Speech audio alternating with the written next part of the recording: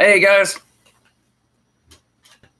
Wow, my eyes look crazy. I just put contacts in and it's going. My eyes are a little watery and everything. So, well, guys, let me know if there's any like lagginess or going anything else. I'm having a interesting time with there's like a lag, and then I'm looking on a different monitor over here, and it's kind of laggy too. So, looks like wow, we've already got comments and stuff on here.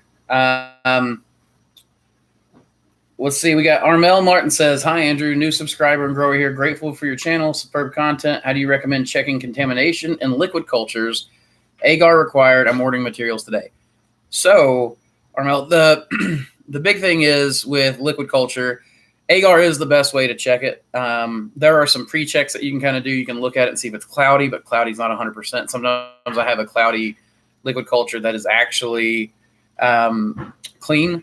One of the best ways to do anything with it, I think, is to just squirt it on agar. You'll see contamination usually within a day or two at most. Beyond that, you can go to just straight to Grainmaster and see how the Grainmaster comes out. Oftentimes, I'll bust up my Grainmaster right there in front of my flow hood, smell the spawn before putting my spawn on anything, and your nose knows like if it smells sour or not oyster mushroom like or anything like that, then it's usually probably contaminated. See, Ryan Walker said, "Since I don't have TV, this is my scheduled programming." Well, Ryan, I appreciate that. I like that. I'm a little freaked out by being somebody's TV, but I like it. As Jim says, "Hi, I'm really enjoying your videos. You mentioned in your last live stream something about not being the typical mushroom person. Would you elaborate? What's the typical mushroom person like?" I don't know, man. Most of the mushroom people I know got into growing mushrooms through psychedelic use and then growing the psychedelics for themselves. And so you kind of have that. I find that there are there's a wide variety of people that are attracted to mushrooms, really. So it's not like it's a super strong leaning towards it, but hippies, you kind of think about hippies being the typical mushroom grower. That's true, I guess, of the older generation. It's starting to become a lot more popular these days. And as it becomes more popular, you're starting to see a lot more of the commercial grower is what I would call it. And the commercial growers tend to be ultra pragmatic and tend to focus on that pragmaticism, that kind of, I guess, a typical American pragmaticism, direct and everything else. And then you have the hobbyist growers, which, are as wide and different as anything you can imagine. So that's what I would call your typical mushroom grower. In the beginning, when I first started, it would be like hippies, but it's not that way anymore. The guy that taught me is kind of a hippie. He's not a hippie, but Hugh's got some hippie-like qualities to him. He kind of does like this when you're talking to him. He's real smiley a lot of times, happy guy, long hair that's kind of like poof sometimes, so it's just that's that kind of guys that used to teach me. So I guess that's kind of who I think of as that. Let's see. Steve, what's up, man? And we have Greens and Mushrooms. It says hello from Denmark. Well, hello, Denmark. Welcome to East Tennessee.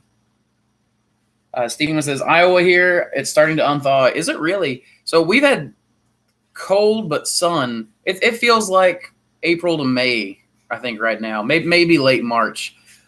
We're having some really weird weather. Our winter was not a good winter. I think long and hard about what the pest situation is going to be like this year. Doon 1000 Nobleman says hello from Florida. I'm hoping that's a reference to Doon, the novel. I love that book. That's one of my favorite books of all time. Anthony says, hey, Andrew, my name is Anthony. I recently started working at a mushroom farm, and it's been an amazing experience. I've learned a lot from your videos, and it's helped me grow my understanding on mushrooms. Well, hey, man, I'm glad that we've been helpful, and I hope you enjoy your new job, man. I've got a few employees that work here now as well, 2 production and then 2 that work on the internet side of things, just handled by internet infrastructure. And then, of course, Samantha and I are full-time employees. You see Samantha back there. She's doing accounting right now. And then, of course, I'm driving sales by talking to you guys, right? So last night I was up really late. I slept in, guys, and I was up really late last night cloning new strains. I've got some breeding projects going. I've added 12 new strains to the library for trial runs coming up soon. And my first crosses that came from this latest round of experiments is going into production bags as a trial this coming week. And then as those get to where they're fruiting, I'll be able to actually show you guys some of the new strains that come in because they'll be continually rolling out. So kind of a tangent there. Lonnie B says, hi, all from the Pacific Northwest. Well, hello, Lonnie. And D. Alexia says, hi, Andrew, love your channel. I'm new to mushroom cultivation, and I'm wondering if you can save your cocoa coir vermiculite bulk substrate for later use if you have substrate left over from your mono tub. When you say later use, what do you mean? Is my first question. But yes, you can. People do it all the time. People run primary, secondary, and then tertiary mushrooms through production. And so what that looks like is oyster mushrooms, then like shiitake, and then portobello, wine cap, something like that. And you just have to take your substrate, re-sterilize it, repasteurize it or whatever, and then inoculate it again. Oh gosh, my chat. So I'm trying this new monitor setup, and I'm hoping that it's not too disoriented for me to keep constantly turning my head, as opposed to the last live stream where I was just having to look down. But it's so much easier to read on this computer. Doon says, you guys are creating quite the mush community. I love you guys. Hey, man, we love you guys too. Our community is the best mushroom community out there as far as I'm concerned. So look at her smile back there. She likes it when I put it on. No, I mean, seriously, I do love you guys a lot. You guys have been making my life possible. You've been making our lives better. So I'm really appreciative of having you guys around. And I'm liking this community a lot. There's a lot of knowledge I'm learning from you guys, and it seems like it's going the other way. You're welcome, Engine. Man, I'm about to pull that mush mouth out a little bit. Rich Jenkins, did you get the message about FDA and your peanut allergies getting a cure for peanuts? Yes, Melanie gave that to me, and I haven't really looked at it. I will tell you that I'm terrified of even trying a single M&M I'm not. I'm scared for my kids more than anything, so we keep peanut butter out of the house. I only have a very mild allergy to peanuts. I can eat peanut butter, and my throat kind of gets itchy and scratchy and snotty. But walnuts are what knock me flat on my butt. So is that like making medicine stronger by diluting it with water? No, he's not talking homeopathy. I'm not sure. Melanie sent the message, and I've read part of it, but I don't remember all of it now. Steve Dingman says, lol, I grow gourmet mushrooms for food, not trips. I sell to restaurants and farmers markets. Gotcha. Okay. That makes a lot of sense. You're welcome, Armel. And Robert, thank you. I'm glad you like the videos, man. I like hearing that. That makes me really happy, especially with Robin now taking over the editing. That scared me almost more than anything, was giving up that kind of control. But the last few videos, I thought the editing was really on point. I think Robin's doing a really good job. I'm able to now just video stuff and then hand that off to her and say, hey, I want this, or I kind of like this thing. I kind of want it to go this direction. Or I could use a soundtrack and say, hey, I like the soundtrack, model the video off of that. And I'm really enjoying the work she's doing. So I'm glad that you guys are enjoying it too. Amanda Gilroy says, what up, Hawaii here? Mermaid Mushrooms. Good morning. I like that name. That's cool. Yeah. And good morning to you. Well, good afternoon from here, but good morning to you all in the past. Jasmine Livingstone says, yo, so happy I caught this. I was wondering if you air sealed your garage and if you were concerned about humidity and spores damaging the wooden structures in your grow room. So it's a basement, not a garage. It's not air sealed. Not at all. No, we just pull air out and we allow all the cracks in the basement and everything else to just pull air back in. In fact, it's quite chilly downstairs where we're pulling in the cold air from outside and the air is just flowing out the grow room so that we keep the basement nice and chilly for all the mushroom stuff. And no, we're not worried about damage to the wood. There's some graying going on, but not a lot of mold. What, babe? The Mermaid Mushrooms? Yeah, that would be a really cool logo to work on. That would be a really cool logo to work on. And by the way, Samantha does do some of that stuff. So if you don't have one yet, you might talk to Samantha and see about getting some logo stuff done. That would be fun. She's been playing with it, wanting to do pins and stickers and, the shirts. Like she did this shirt. I don't know if people can see it. But she did that shirt, which is my little reishi owl, and she did that for me. So because she's got this little there's a little owl right there, and he's got reishi coming out the top of his head. And I put other little antlers and stuff in him, but I was like, man, that guy would make a cute little like character. There we go. And so I tried to do him on Illustrator because I really liked him. And Samantha was like, yeah, let me help you with that. So Fresco is a really fun program, by the way. yeah, she was using Fresco for it. It's actually on her Instagram. You can kind of see where she was going through and designing some of it. She said that she highly recommends it if you have the opportunity to play with Fresco. Let's see.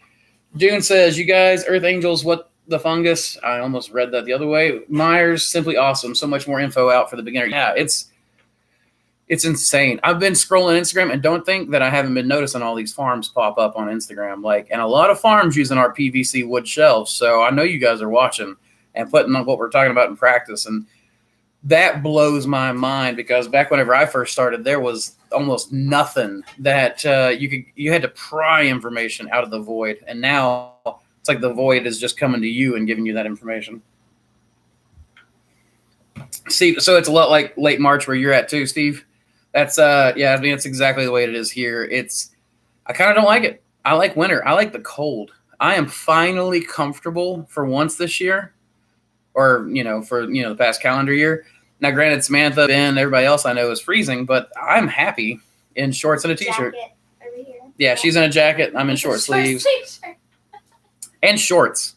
She's in pants, socks, and everything. So, yeah, I like it cold. Oh my gosh, you guys are going faster than I can keep up. Again. Let's see. If it's fish, the spice must flow. Yes, it is. Yes, Jason, I agree. And Jason, good to see you, man. Hope you're feeling better. Doon, the spice must flow. Yeah, okay. I'm liking this. Yeah, let's go, guys. Let's. Maybe I should just do my whole website in like Doon theme. Like maybe not Fremen. No, I like the Fremen. I like the Atreides too. But Benny Gesserit, man, I've always wanted to be like a masculine version of the Benny Gesserit. Let's see. You are what you eat. I got my Black Pearl King liquid culture on Friday, shipped on a cold 12 Fahrenheit day. No worry. 24 hours later, I could already see that white fuzzy growth on grain. Why did you make the liquid culture blue? That was a playful experiment that I just really enjoyed. So now all of my Black Pearl liquid culture comes in blue. And I might color code for different types of strains going forward. I really enjoyed that. It looks like you're shipping liquid sapphire. So I like it a lot. And I'm glad that it worked for you, man. Yeah, this liquid culture is tough stuff. I've had it ship all over the place in heat and cold now, and it's coming out great. And now I've got sorry guys, the went all crazy. I'm wondering if we've got too many people on the house. It is the week. I'm just on sheets. I'm not doing anything. Yeah. Work offline that way.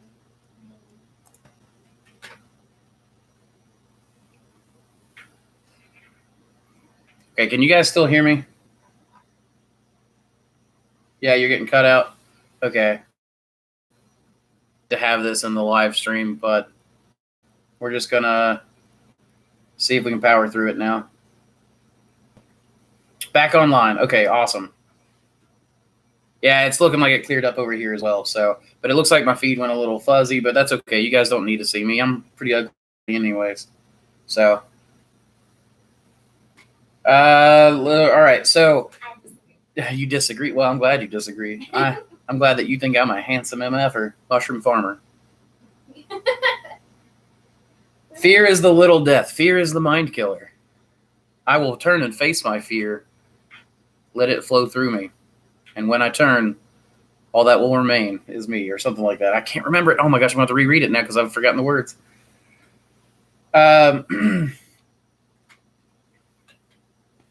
So Gus says, hello, Andrew. I'm a new mushroom farmer. Do you know what the weight of your average production is per 12-pound bag? 3 pounds first flush. I don't. It's roughly 2 pounds on my second flush for a 5-pound average. Sometimes it's backloaded on the second flush and the first flush is a little small. Sometimes it goes the other way, but it's 5 pounds average, and then the block gets thrown out. So At least that's what it has been in the past. We probably need to do another check very soon. We've been checking boxes, but I don't think we've been checking bags, except for what I've seen you guys. Les Howard says, I'm in South Central Tennessee. Would love to come for a visit sometime. Well, hey, man, we do visit sometimes. So, just give me a call and we'll see if we can set something up for you. I don't always do tours. A lot of times I don't, but, I'm trying to become more accessible to you guys. Especially since we went and looked at a warehouse space yesterday. So once I have a warehouse space, I'll be able to actually do that kind of stuff a lot more. We are looking into liability and all that stuff. It's been something that, in case you were to get hurt on our farm, it's just. I don't know if can you guys hear Samantha? Because I can barely hear you. You might need to speak up. So that we are looking at liability and stuff like that. It's one of the reasons why we've been so reserved on having people over here, is because if you were to get hurt or bump into something or trip over something, we want to be able to take care of you if something like that were to happen. Right. Plus, this is our home and where our kids are, and yeah, and it's one of those things, And I don't know you people. Imagine your home becoming a tourist spot. Right. It's kind of. It's a little harrowing. To say the least. Hello from Idaho is what Zach Greenman says. Well, hello, Idaho. Welcome to East Tennessee. You're welcome, Christopher. Hey, Saltine, what's going on with you? Doon says, what are your thoughts on selling wholesale? So I don't know if you've seen the articles that we have on our blog on our website, mosscreekmushrooms.com. If you Google Mossy Creek Mushrooms, the importance of working backwards and mycological warfare. The importance of working backwards is mine. It's about where to start as a mushroom farmer. And I kind of go into sales just a little bit on that one. And mycological warfare part 1 and part 2 are a series that Ben has been working on. He's planning on writing another one. So am I. But he's talking about, I think it's mycological warfare part 1, charting the battlefield, and then mycological warfare part 2, knowing your enemy. And we basically talks about our thoughts on tier 1, tier 2, tier 3 farms. And tier 1 farms are farms like ours, where we grow a very perishable product that goes directly to the end user. Tier 2s would be like shiitake growers, maitake, things like that, things that ship well and aren't as perishable and still, pretty high value, but typically go through a wholesaler. And then tier 3 would be something like a portobello farm, something that has an incredibly long shelf life, ships incredibly well, and has already a large share of the marketplace. And we think that tier 1s are the way to start off and the pathway to victory. So as far as starting off, I think wholesale is a bad idea, but I think wholesale has its place for a certain type of mushroom. But I will tell you that I think that those who are going to be most successful in the long run are going to be the tier 1s who focus on building their sales and delivery strategies direct to the consumer, and then start working their way into tier 2, tier 3 mushrooms and still going direct to the customer. Because if I sell to a wholesaler, I'm making like $3.50 a pound on oysters. When I sell to restaurants, I make $8. So, and I'm selling as much as I know of many people who sell oyster mushrooms. I think last I heard, TR Davis is growing anywhere from 600 to 800 pounds of oysters and then like 400 pounds of shiitakes a week. I mean, I'm only doing 600 to 900 pounds of oysters out of here every week, depending on if we're peak season or average season. And I go, instead of getting $3 or $3.50 a pound, I'm getting $8 a pound. So I'm arguably more profitable in that area than many mushroom farmers that we know, because I built a system that requires very little effort to actually do the delivery and do the sales, because we have everyone set up on a weekly schedule. And so we just blow many people who sell to wholesalers out of the water. And we only deliver twice a week. And I work less than most mushroom farmers I know. So that's also how we're able to support so many employees out of a basement operation. Jasmine says, hi from Maryland. Well, hello, Maryland. Welcome to East Tennessee. Andres, what's up, man? Hi. Glad to see you too. Would you be able to ship any culture plates to Europe eventually? Eventually, yes. I don't know how long it's going to be. I want to get into the biological import-export business eventually. I'm probably years from that. Right now, I'm still getting into the genetic side of things, and I'm really hoping to be able – I want to be able to tour all over Europe, Africa, Asia, South America, and just really kind of go in and dig into the local genetics there and bring those back and mix them around and, bring them back out into the world. So I'd like to be there. I don't have an answer for you on this as to when. Steve says, I grow 5 types right now: Lion's Mane, Black Pearl Kings, Chestnut, Snow White Oyster, and I'm assuming you meant Enoki. And that's a typo, ETOCI. That's great. I think great. Those are all what I would consider tier 1 mushrooms. Maybe the Black Pearl and the Chestnut could be considered tier 2 because they have decent shelf lives. But in my experience, the Chestnuts they get slimy and purple and stuff, but long before they would be able to be shipped for 2 weeks or anything like that, like a portobello can or shiitake. But I love all of those mushrooms except the chestnut. I love growing chestnut mushrooms because they make me money and they're good. I hate the way they taste. I just hate them. I think they're disgusting. She says although one of our restaurants, which actually just closed down 2 days ago, unfortunately, made this. A broth or it was a salt fermentation, like a lactobacillus kind of fermentation, broth-ish. So they fermented the chestnut stems, I think, maybe the spores too.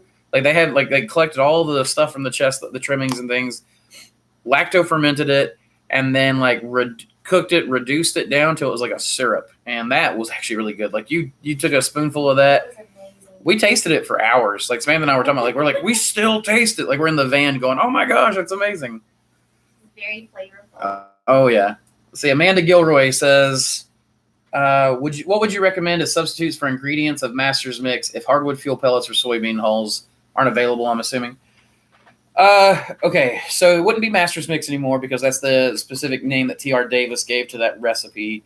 I mean, it was a joke. He jokingly called it. People were like, "What is that?" And he's like, "Oh, it's the Master's Mix." But the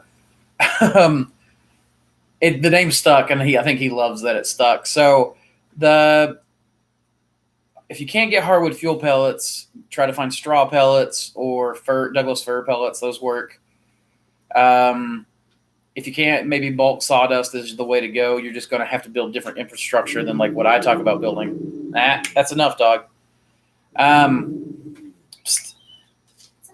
The soybean hulls, alfalfa pellets are a good way to go. You can use wheat bran. Wheat bran is more of what people traditionally have grown on. But if you still want to go pellets, because I enjoy pellets because of the ease of use and the reduced labor costs, alfalfa pellets are a good way to go. Some people use cracked corn for oysters. I don't think that cracked corn is a good option. I've tried it a few times. It works, but I felt like it went bacterial way too easy. And I think that's because it was cracked grains and they are very sugary. So I hope that helps, Amanda. You guys going outside?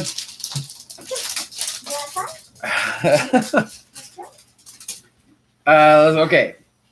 I put out about 15 pounds of each per week. So 15 pounds of 5 types. That means that you grow enough to join the commercial mushroom growers network, that kind of thing. You got to do 100 pounds a week, and you got to be able to show proof that you do 100 pounds a week, so in invoices. But I think that's fantastic. 100 pounds is the first benchmark towards commercial production, in my opinion. So it sounds like you're already there. You're already well on your way. Let's see. Amanda says, I watercolored my own logo. We'll send to you on Facebook later. Lol. Yeah, that sounds great. Yeah, let's do it. I want to see it, and I'm sure Samantha would love to take a crack at it if you give her permission to. Right now, she's still learning, so she's doing. So Samantha's been an artist for a long, long time, doing on paper, paints, pens. She's got something she did a picture of me. She took a big picture of me and then did a pencil shading drawing of me she's got somewhere still. It's a large photo. It's almost like life size. And it's a little weird for me to see myself, on the wall, but I don't know where she's got it now. But now that she's getting into digital art, she's had to learn a whole new way of thinking because it's all about layers. It's all about, it's just a very different way of doing things. And she's doing logos on the cheap for people to have repetitions to learn. So Steve Dingman says it was about 75 pounds, give or take. Oh, I'm sorry, I misunderstood. 75 pounds. Yeah, so you're 3/4 of the way there. So basically what I said still holds true. So I wasn't as wrong as I thought. I was just wrong about saying you're over 100 pounds. Math is not my strong suit. Just FYI, guys. This guy, special ed math in middle school. So, and never got over remedial algebra in high school. So I've always been a biology guy. I've always been a people person. I have not been a math guy. I am not a math guy. My intelligence is well above average according to the IQ test that I took. But when they did it, I had a very high score in spatial reasoning, a above average score in language, and then a well below average score in mathematics. So I don't know what it is about my brain. There's just something about my brain that doesn't get math. So I apologize for making the mistake. Does she do construction logos? I'm sure she would work on anything you want her to work on, Saltine. Just send us an email through the website, and we'll get her going. This is not something she does as a business. This is just something she does. Well, she's starting to do it as a business for like the T-shirts and everything else. And I'm thinking that she's eventually going to get into. I am talking about you. I think that she's going to get into this as her own side business. But I don't entirely know where she's going with it. I'm just glad she's doing it. Want to have fun. She said she just wants to have fun. I think that's the best way to go. I'll tell you, my business really started taking off when I started having fun with my business instead of being desperate to make that dollar. It's like people smelled the desperation to make $1. And now that you have fun with it, people like being around you. People want to spend money on you. People want to do things with you. And the scarcity mindset sort of strangles everything. Yeah, that scarcity mindset strangles everything. Scarcity mindsets are evil. And yet it's so easy to get into it. But it just diminishes your potential. Rich Jenkins says, is it better to hang oyster bags or lay down? I prefer just setting them on a shelf. If you're using the big straw bags, then hanging is a good way to go because it doesn't take up as much space. Because you're able to have that vertical space. I always try to take – we are always dealing in constrained spaces. If we get this warehouse, I don't know what in the world we're going to do because it's like 5,500 square feet of just space. I'm never going to be able to fill that up. I say that now. It's not going to be space. It's going to be productive It's going to be productive awesomeness. I agree. Over time. Over time.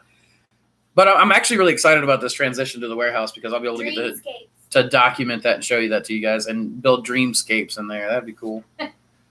All right. So Steve says, I like the cold too. It makes growing good. Oh, man, it does. Like when as soon as you start like becoming a mushroom farmer, unless you're in like Canada or something like that, you start going, oh my gosh, I love winter. And so all the other farmers are sitting there complaining about how much they miss the summertime and all the money they're making at market. And you're just going, oh my gosh, this is the best I've ever had. December and January is my best time. You said I'm a basement grower also. Yeah, you'll get a lot of crap for it, man. But basement grows is the way to go. Don't let commercial growers sit there and tell you that just because you grow in a basement that your business isn't legitimate. Like, I cannot tell you how much more profitable I am than so many more mushroom farmers I know who appear more legitimate because they have that warehouse space. Many of them have financial backers. I did get a small investment, but I mean, we're talking about a couple $1,000s is what I started on. So it wasn't like I didn't have, 20, 30, 40 grand to play with. I borrowed money from a couple of friends and went at it like that. So I don't speak Russian, and I don't have a way to translate it right now. Sorry. What do you use to color your liquid culture? It's just food dye. It's just straight up food dye. I use a blue. It's a royal blue is my favorite to use on my Petri dishes and liquid culture. Burgundy is a good one. I use the gel food coloring. And I like the burgundy. The burgundy is real pretty when you're pouring it into like liquid slants or culture slants. Look, man, it's like pouring that burgundy agar was like pouring liquid rubies. Well, and this is something else is you have the color. All of the colors help you sort of visually differentiate what it is without having to read every single thing. And then the dilution of the color helps you sort of see which generation it is or how far you transferred it over and over again or that sort of thing. It's just it's like a visual inventory in a second, which is really nice. Oh, yeah. Absolutely. What? You did this? What? In the feed, I saw you went like this. Were you trying to get my attention more? That is lagging, no. Well, yeah, so what I'm saying here is definitely lagging from over here, but they're seeing what's over here, not what's over here. I'm just talking about Okay. Okay, so MSL spells Spawn Mate. It is supplemental protein nutrition for mycelium. Is it made of chicken feathers, gelatin? Have you tried it? I don't know what it's made of. I've never tried it. I've never really seen a need to. My growth rates are fast enough as it is. Salty Cracker. I'll be honest, I wouldn't want people I don't know showing up to my home, especially with kids. Yeah, that's the hard part, right? There's biosecurity things to worry about. There are the fact that sometimes not everything I do is entirely up to code the first time we do it, and then it gets up to code. But so I don't want people seeing that sometimes. Though I do want you all to see my mistakes. I like for you all to see my mistakes after I've already fixed them. Does that make sense? So you can see that I made the mistake, but then you get to see that now I'm up to code there. And then beyond that, I have my children here. I don't know everybody that wants to come here and do a tour. So it's just, it is what it is. It's nothing against people. It's just, there's just a lot of liability on my end to worry about it. Angry, the fact that we've not let them, come over, and it's it's nothing against anyone. It's just you would be surprised at how angry people get. Us, and it's to protect you too. So just let's get our ducks in a row, and we'll see what we can manage. Okay. Yeah. So let us get our ducks in a row and see what we can manage. But like she said, we're trying to protect you all. We're trying to protect us. But again, a large part of it for me is just it's my home, and it is surprising to me how many people want to just. I get wanting to come take a tour, but like whenever you say no, I've got reasons for not wanting you to come here. Like people will get yell at me on the phone or have hurt feelings, and it's like it's nothing to do with that.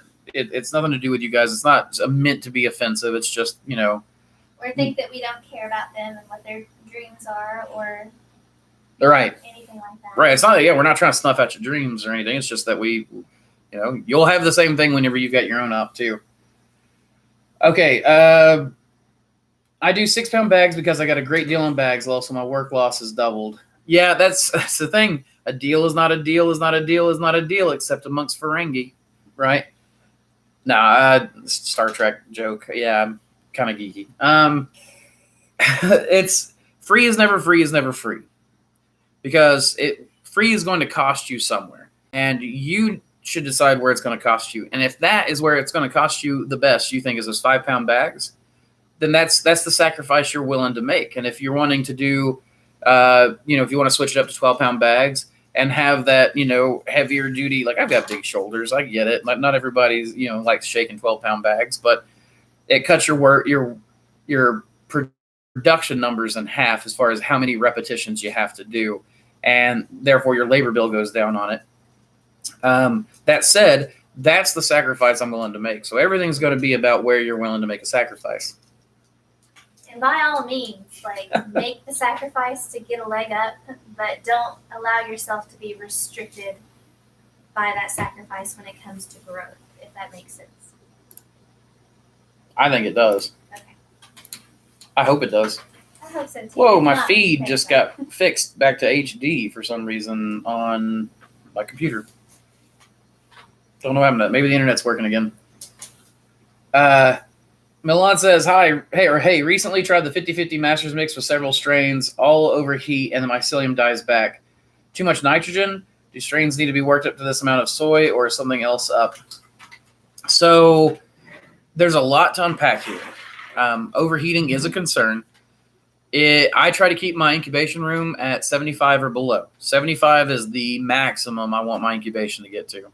After that, anything about like 76 degrees, I start having cook-offs.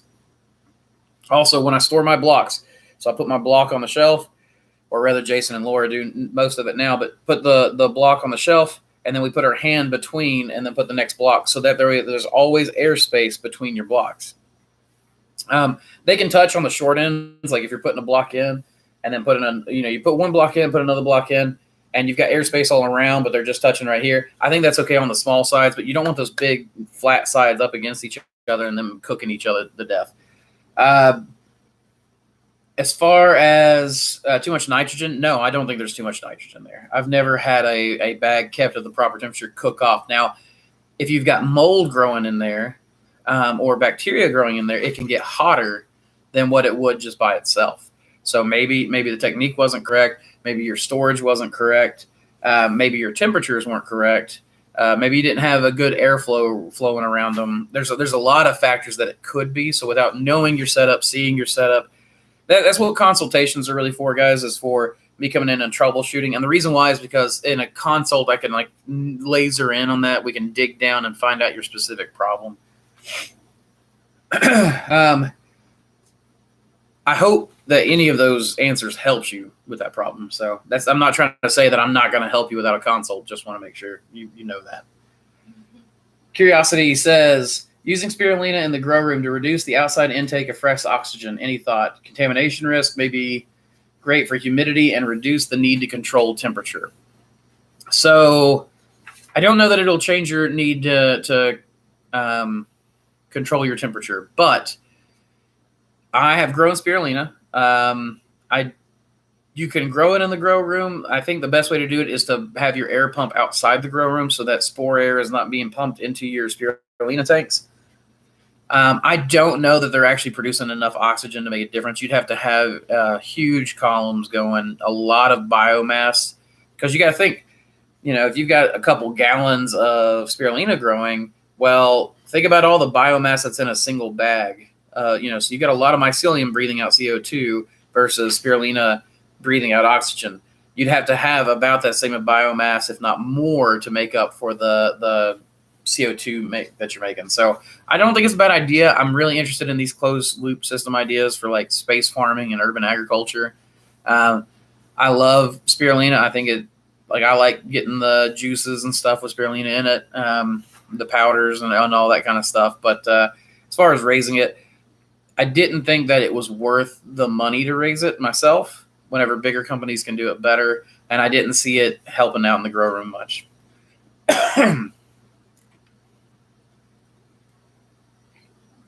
Hey, nice show. Can you ship to South Africa? I'm sorry, ET. I can't right now.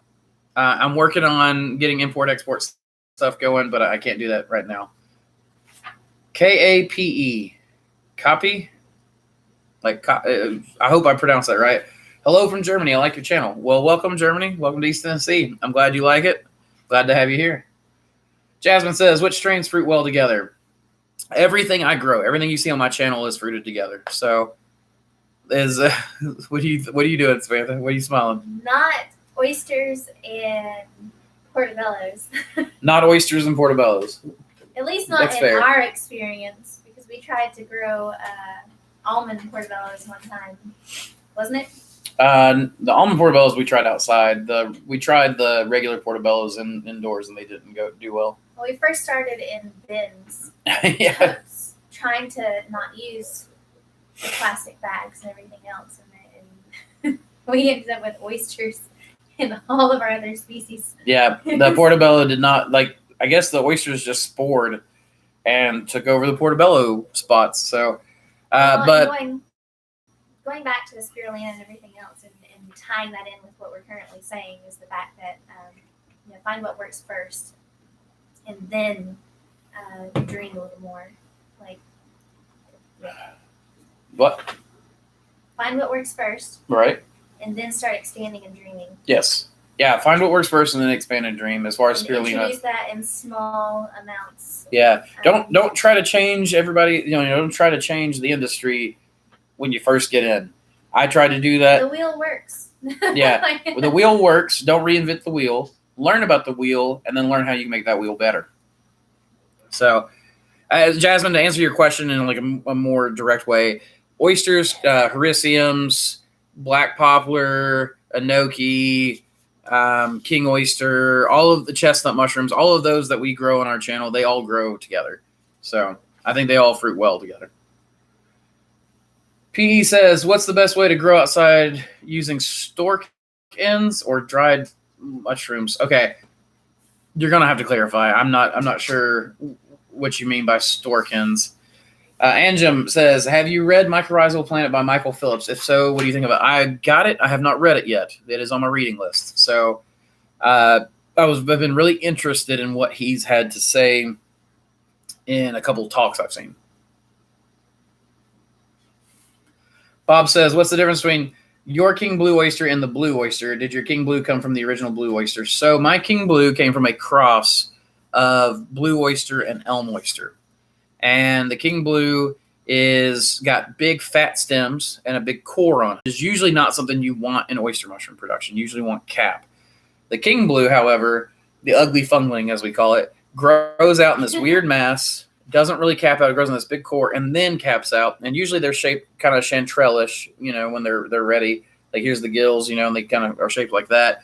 They get big fat stems on them that are the same texture as the cap. And that opposed to blue oysters, which I usually have a nice meaty cap. And we're breaking up again. Sorry, guys. I don't know if you're breaking up too. Mine is definitely slowed down here all of a sudden. Though it's not saying that I have any internet problems right now. Oh my gosh. Okay, let's try this again. I've got to find my place again. I had to reset everything. So going back to the blue oyster. The king blue is the same texture from the cap all the way down to the core. And that core, that gives you more usable material as opposed to a blue oyster mushroom, which has a really meaty cap and typically a fibrous stem. And so it's basically a blue oyster that's grown or bred for a different way of doing things. That was one of my first crosses, and it was an accidental success. Now that I've got an actual program going, I'm hoping to have a lot more successes going. In fact, like I said, last night I cloned out 12 new strains that all need to be tested. Before that, I had 14 new strains from the previous set of experiments to trial out. My first trials in this series of experiments is going to production blocks this week. So, it's one of those things where we're going to have a lot of different colors, textures, shapes, and things to hopefully show you guys. And there will be a difference between each one. And I'm hoping to actually have on the website and through the, how we're going through strains, we'll be doing regular videos on them. I'm hoping to go through like the differences between each type, what we were going for, what we think about it. We're going to sit down and try to eat it together as a family and give our thoughts on it, that kind of stuff. So, Gus Jack said, I get hardwood fuel pellets at Menards, 40 pounds for $5. Hey, that's a pretty decent price. I think we're paying $4.25 right now for ours at Tractor Supply. If we can get a whole pallet, it drops down to like $2.28 or something like that. But I don't have anywhere to store a pallet right now. The price does fluctuate throughout the year. Yeah, the price does fluctuate throughout the year is what we found. Adam, huh? For us. Adam Bink says, I have a massive amount of respect for you and what you do east of Cleveland, Ohio. Well, welcome, Ohio. Adam, thank you very much. I appreciate it. It's always nice to hear good things about me. And thank you for being here.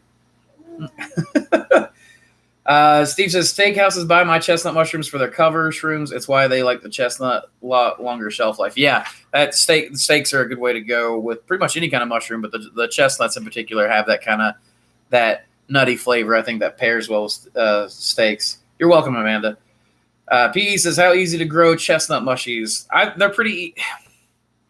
No, yes, like they're hard until they're not, and then they're easy until they're not. So.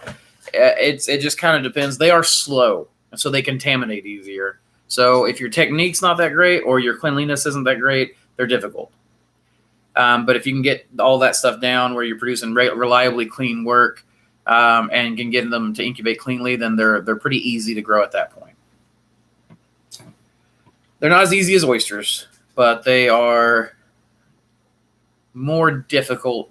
They're probably the most difficult mushroom I grow. Them and black poplar are pretty similar. The black poplar is easier by a little bit. Adam Anderson said, to figure out how to grow morels indoors, not working so far. Oh, I also started Cordyceps militaris. So Cordyceps militaris, I've seen a lot of people have success with that. Morels indoors, to me, that's not a lost cause, but it's something that, I would be really careful spending a lot of money on because there's not a lot of successes, including people who've spent a lot of money. Steve Dingman said, red Milo is what I use for grain spawn. It's cheap. I can buy a 50-pound bag for $2.99, and I love it. Hey, that's great, man. I get that. I just like oats because of the abuse they take, the low labor that goes into them. And even though I pay $11 for a 50-pound bag, to me, that value increase more than makes up what I would save going on a smaller grain.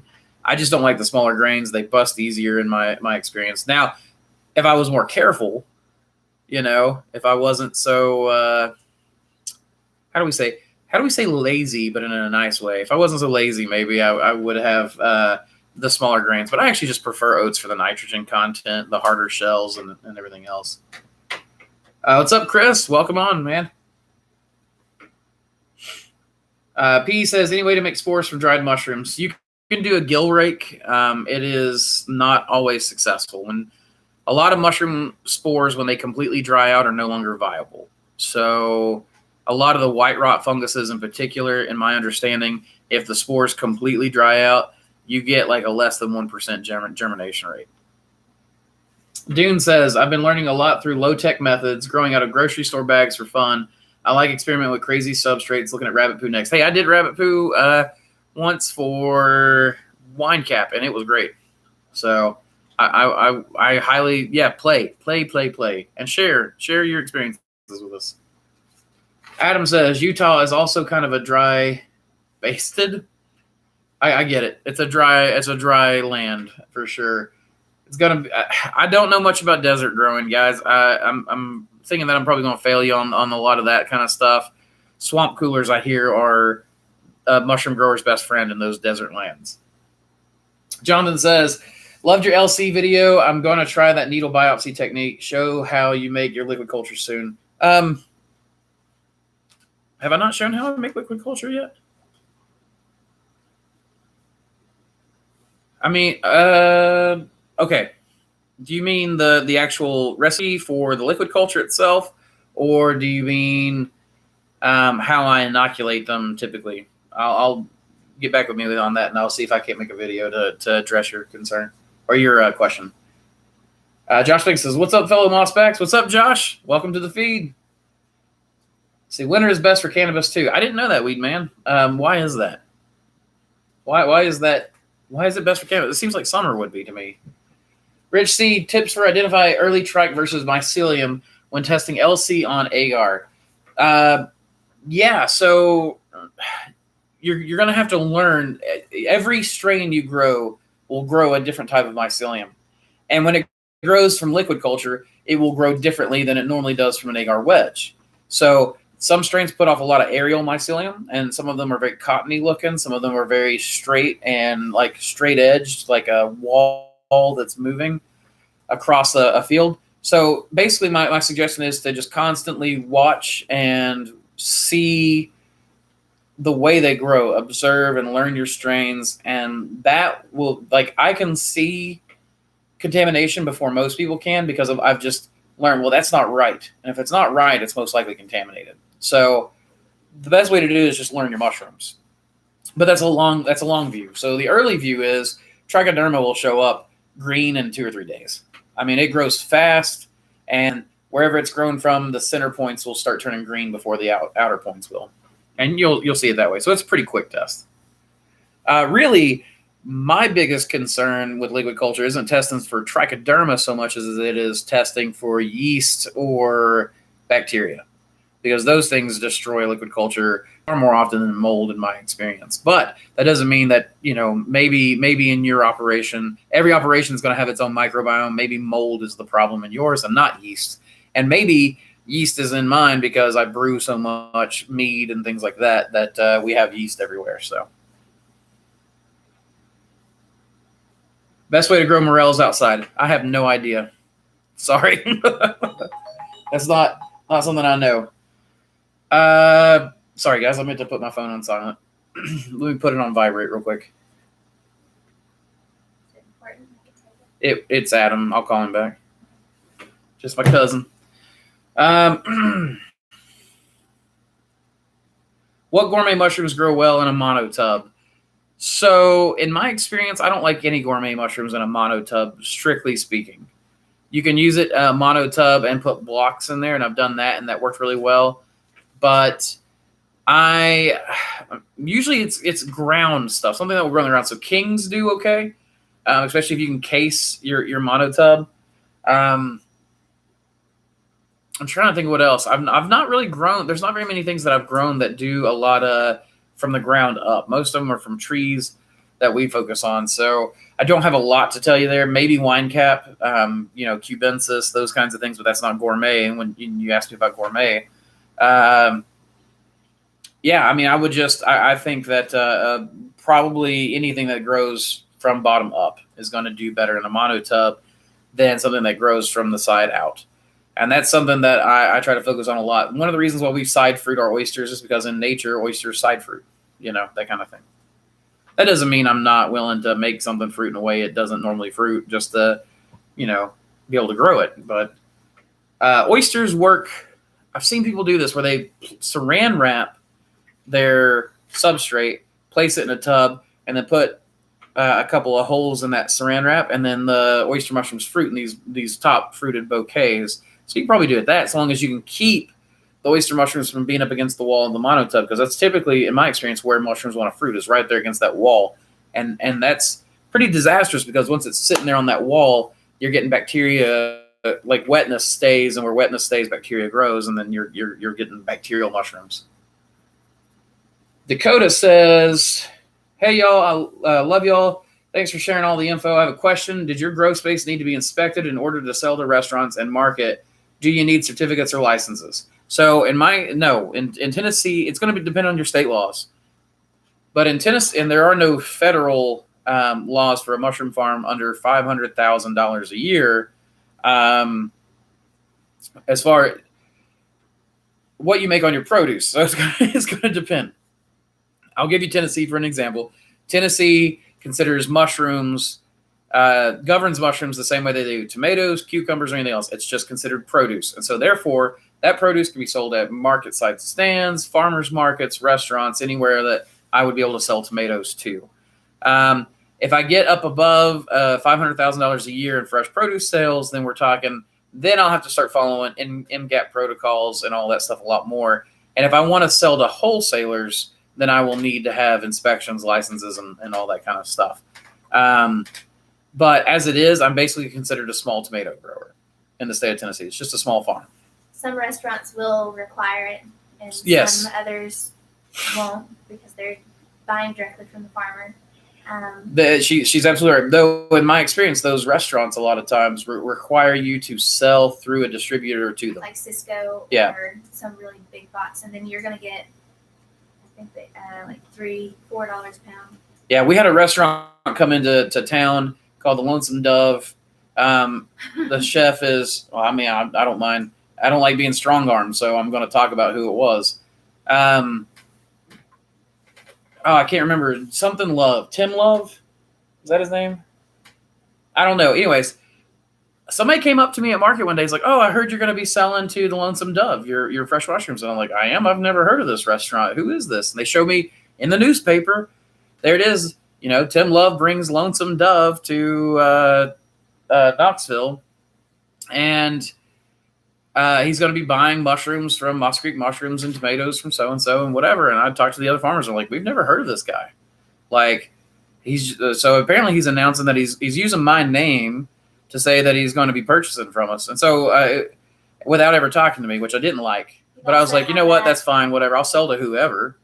What? We've also had that happen a lot, where people will use our name on their menus without actually buying our produce. So I hope you guys can hear. Supplementing it in a very small way. Yeah. They'll buy like 5 pounds off of us, and then the rest will be a store-bought mushroom, and that'll be it.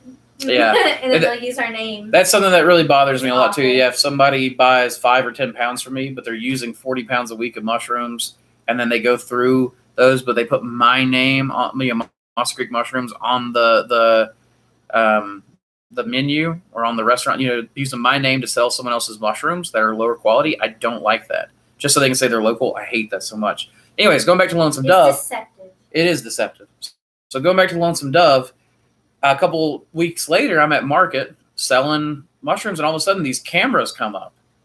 And these cameras, and then a couple of people, and this guy in sunglasses, and I'm talking to a customer, and he just kind of sits there and kind of waits, but there's a line, and he's sitting off to the side, not in the line, with cameras. And I'm really irritated by this. And so I just kind of ignore him. And so I guess after I go to my next customer, instead of just turning to him, which he just goes, "Hi, I'm Tim Love." And I went, "Oh, hey, Tim Love. I heard you're buying mushrooms from me." And he went, "Well, yep, planning on it." And I said, "Well, that's good. Next time we should talk about it first," or something like that. And he didn't seem to like that very much. he just kind of turned around and walked away. I guess I didn't give him quite the grateful reception I should have or could have. But the next thing you know, they're having a meeting. Hey, all you guys that have been selected to sell to Lonesome Dove, come have this meeting at Cisco. And then Cisco is going to want you to follow all these really expensive protocols that have put some of my friends out of business, out of bankruptcy.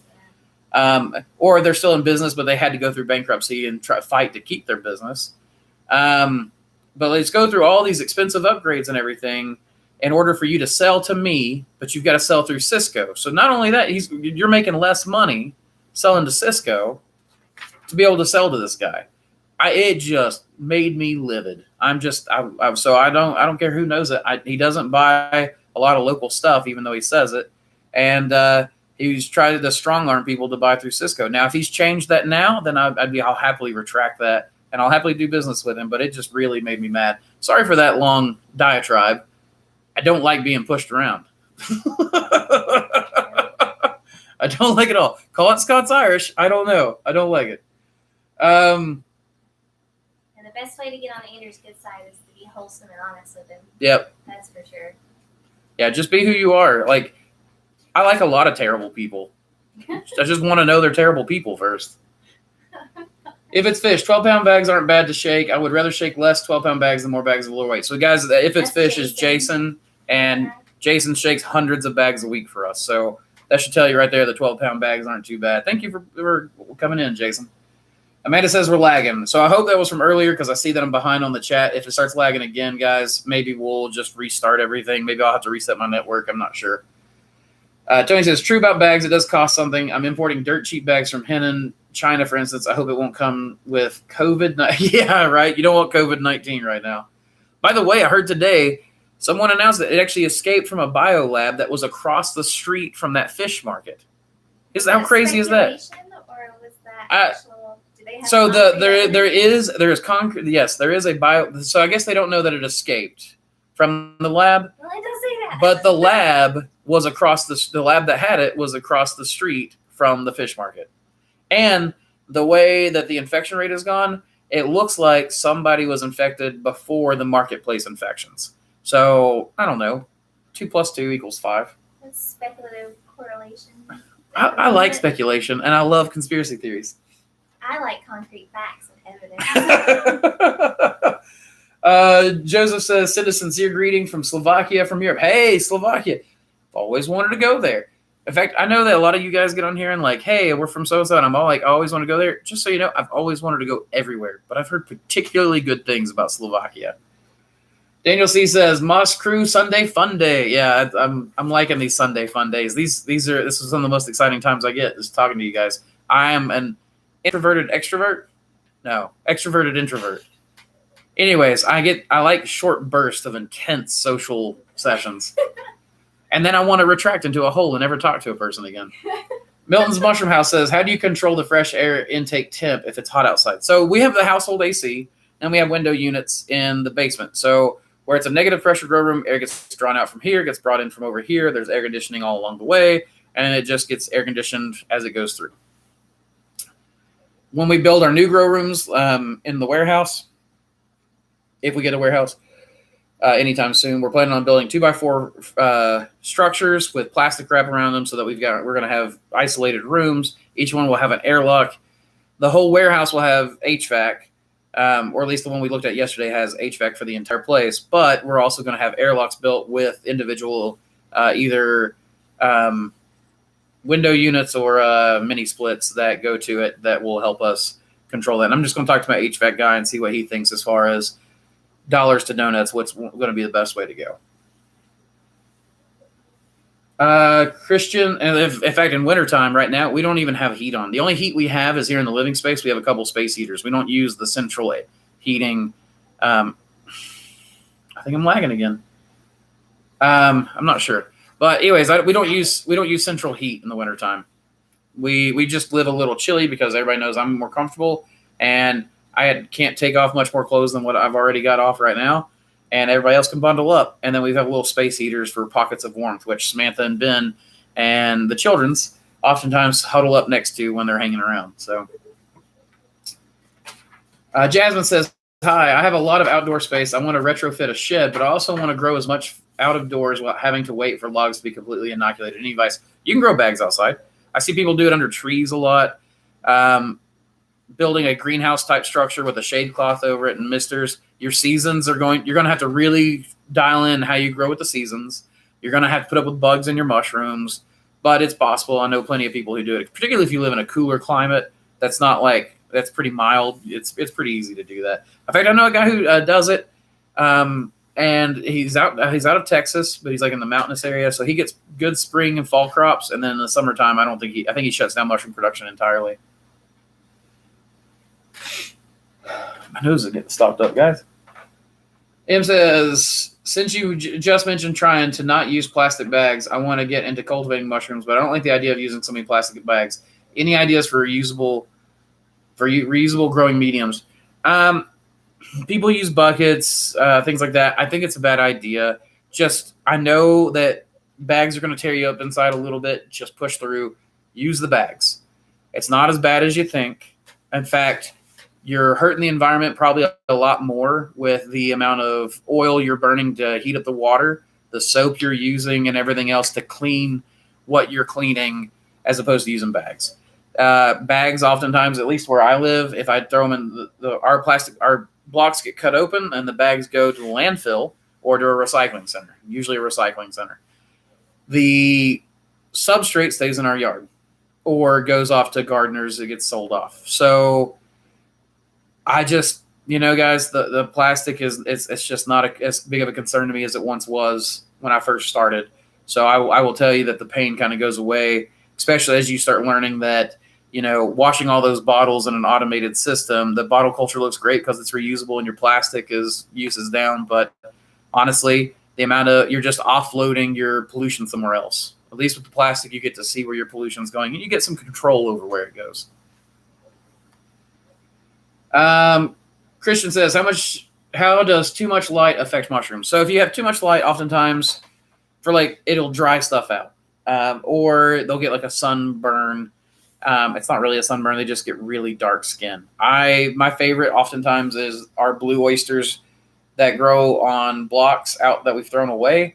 And those things come out with the darkest, deepest blue. They're so navy blue, they're almost black. And those things are so meaty, typically huge. We sell them to the chefs and we're like, hey, guys, check out these like beautiful outdoor grown mushrooms, which a lot of people would snub their nose at a lot of times. Heck, I remember one time we were short and I told Samantha, let's go outside and pick. So Samantha and I went outside to pick and she was all kinds of upset because she was like, this is not our normal, Samantha has very high standards. So, and she's like, this is not up to my standards. This is not normal. How am I going to convince the chefs that these aren't garbage mushrooms? And I was like, are you kidding me? I want these more than I want everything else. And I know better than most people what good mushrooms are. These are beautiful. But they were big on consistency. She is really big on consistency. She is. Samantha is the lifeblood of this operation. She's the one that keeps our standards set and keeps us all honest. But sometimes you have to reframe that kind of stuff to get really what's going on. Okay. I didn't know if Charles was here yet. Oh no, my chat jumped. Give me 1 sec. Oh my goodness. It jumped a lot. Okay, here we go. I'm back. Aaron Oyster, what is the best way to store cultures on dishes and how long can they keep? So I think that the best way to store cultures is actually in slants, not dishes. But you can do it on dishes. Okay. You can do it on dishes, but the parafilm or whatever you wrap your dish with typically goes, it tears and produces holes. It is difficult to keep dishes clean for a long period of time. That said, best way to do it, in my opinion, is put it in a Ziploc bag, put it in the fridge, and let it sit for a while. And I've used dishes that are 2 years old before.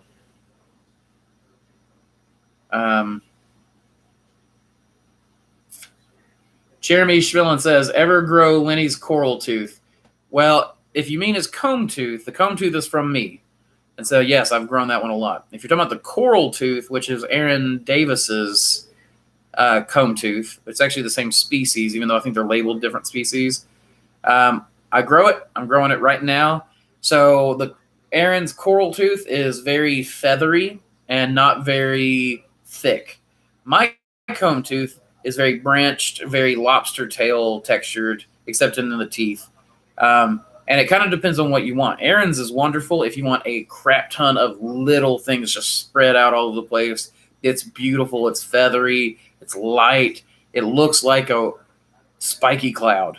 As far as the comb tooth, it is thick and meaty and like you can pull it and shred long strips. So it just kind of depends on which one you want. Both are wild clones.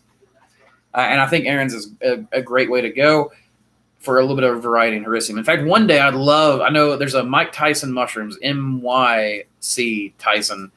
And he's on Instagram primarily from what I've seen. I've not seen him on like Facebook or anything else. I don't know if he watches us or not. But guy is breeding some crazy Hericiums. And it's got me going, man, I'm breeding oysters. But those Hericiums certainly look cool.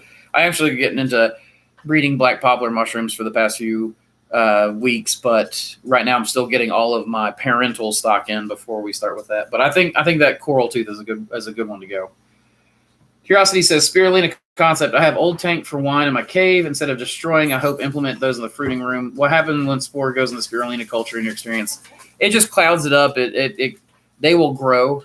The spores will grow in that. It's basically liquid culture at that point, and it will contaminate your Spirulina culture and outcompete it. It will outcompete. Andrew says, just a warning, his language is dense and hard to process, but it's an informative book that made me realize how vital kingdom fungi is to the life on land.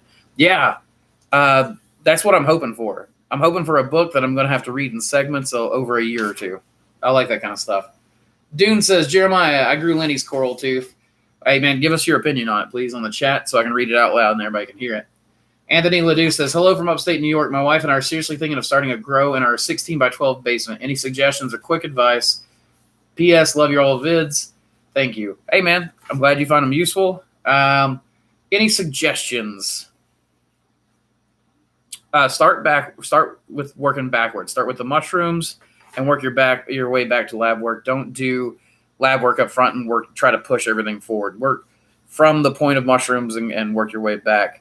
If there had been a block supplier for us when we first started, oh my. Yeah, if there had been a block supplier for us in the beginning, it would have been a big boon for us. We just started off immediately making profit versus. Yeah, it took us 2 years to start making profit.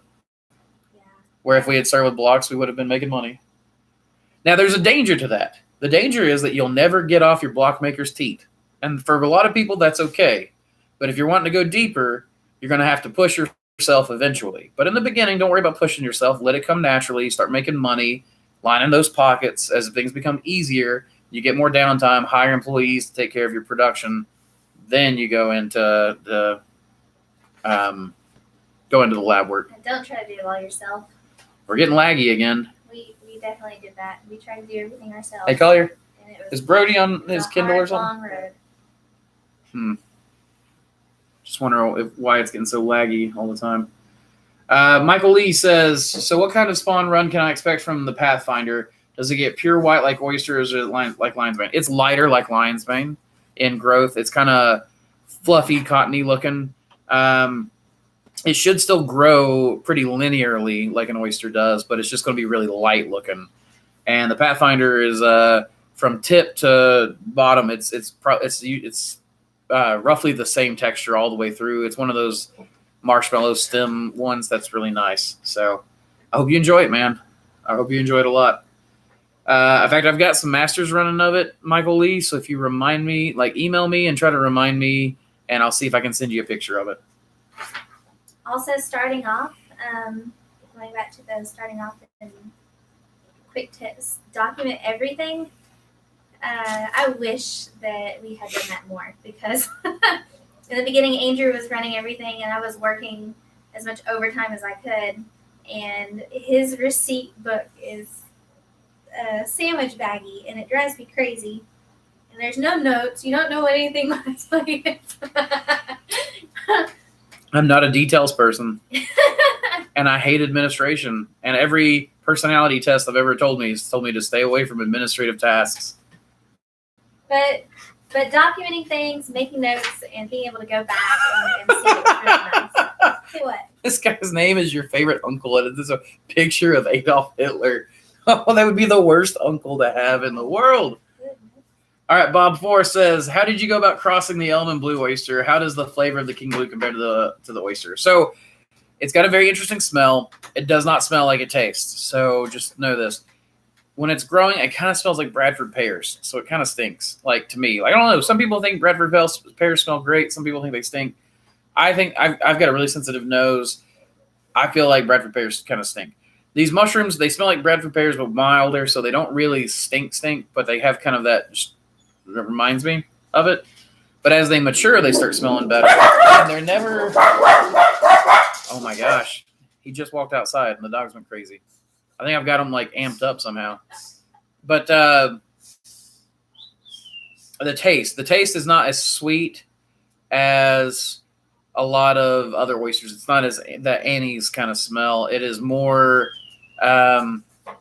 savory. It's a little stronger flavored in my opinion. But it's very, very oyster mushroomy.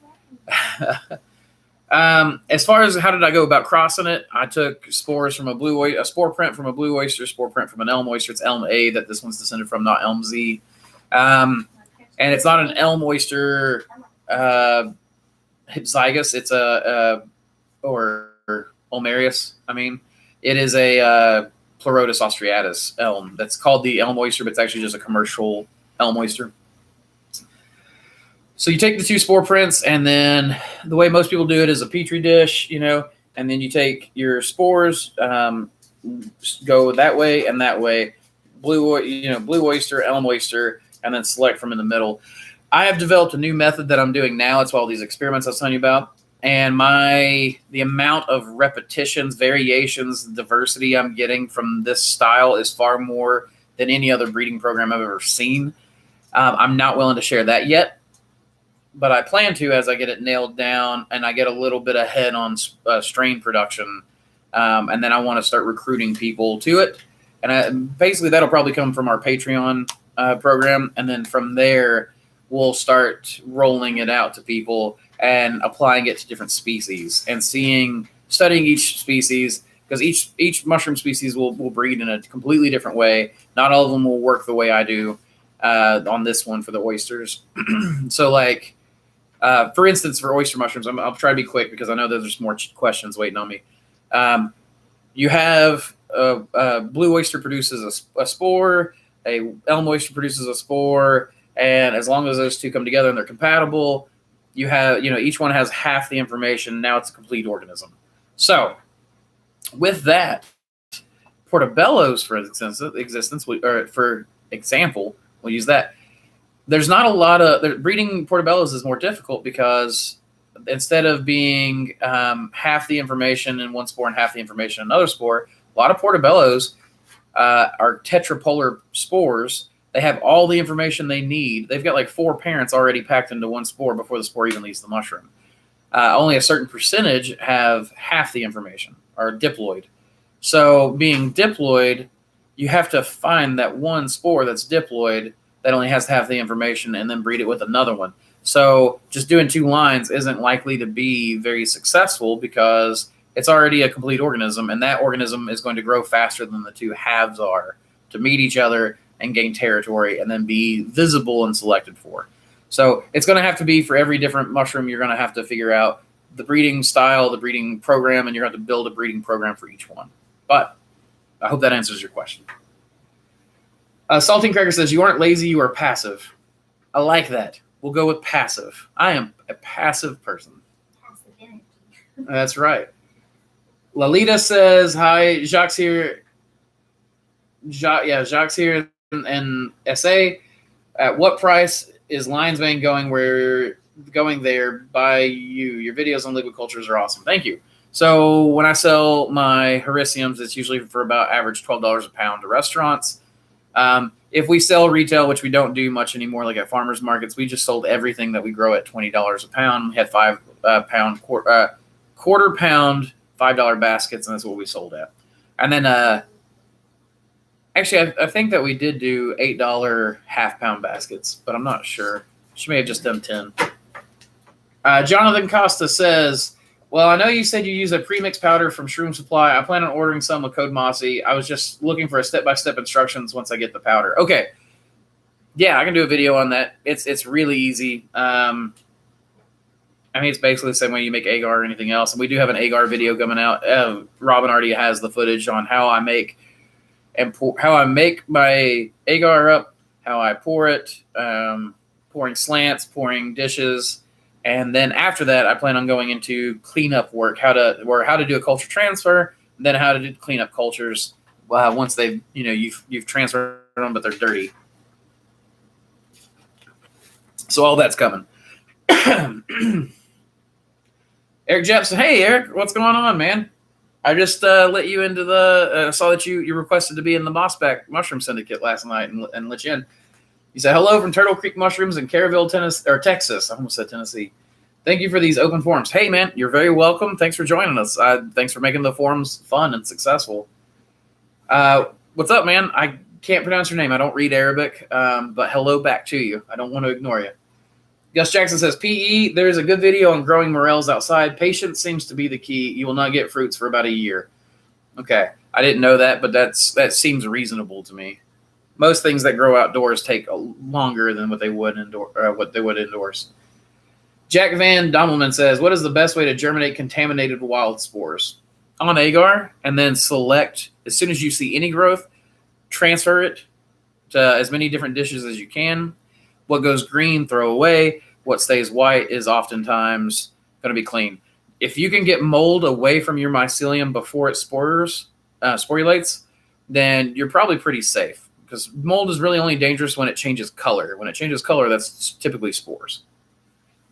Let's see. Daniel C. says, I've been looking into the sauna steamer. They steam up to about 150 degrees. Is that a good temp for pasteurization, and how long for substrate? They only do 150 Fahrenheit. I could have sworn the one that I got would do boiling temperatures up to about 210 or something like that.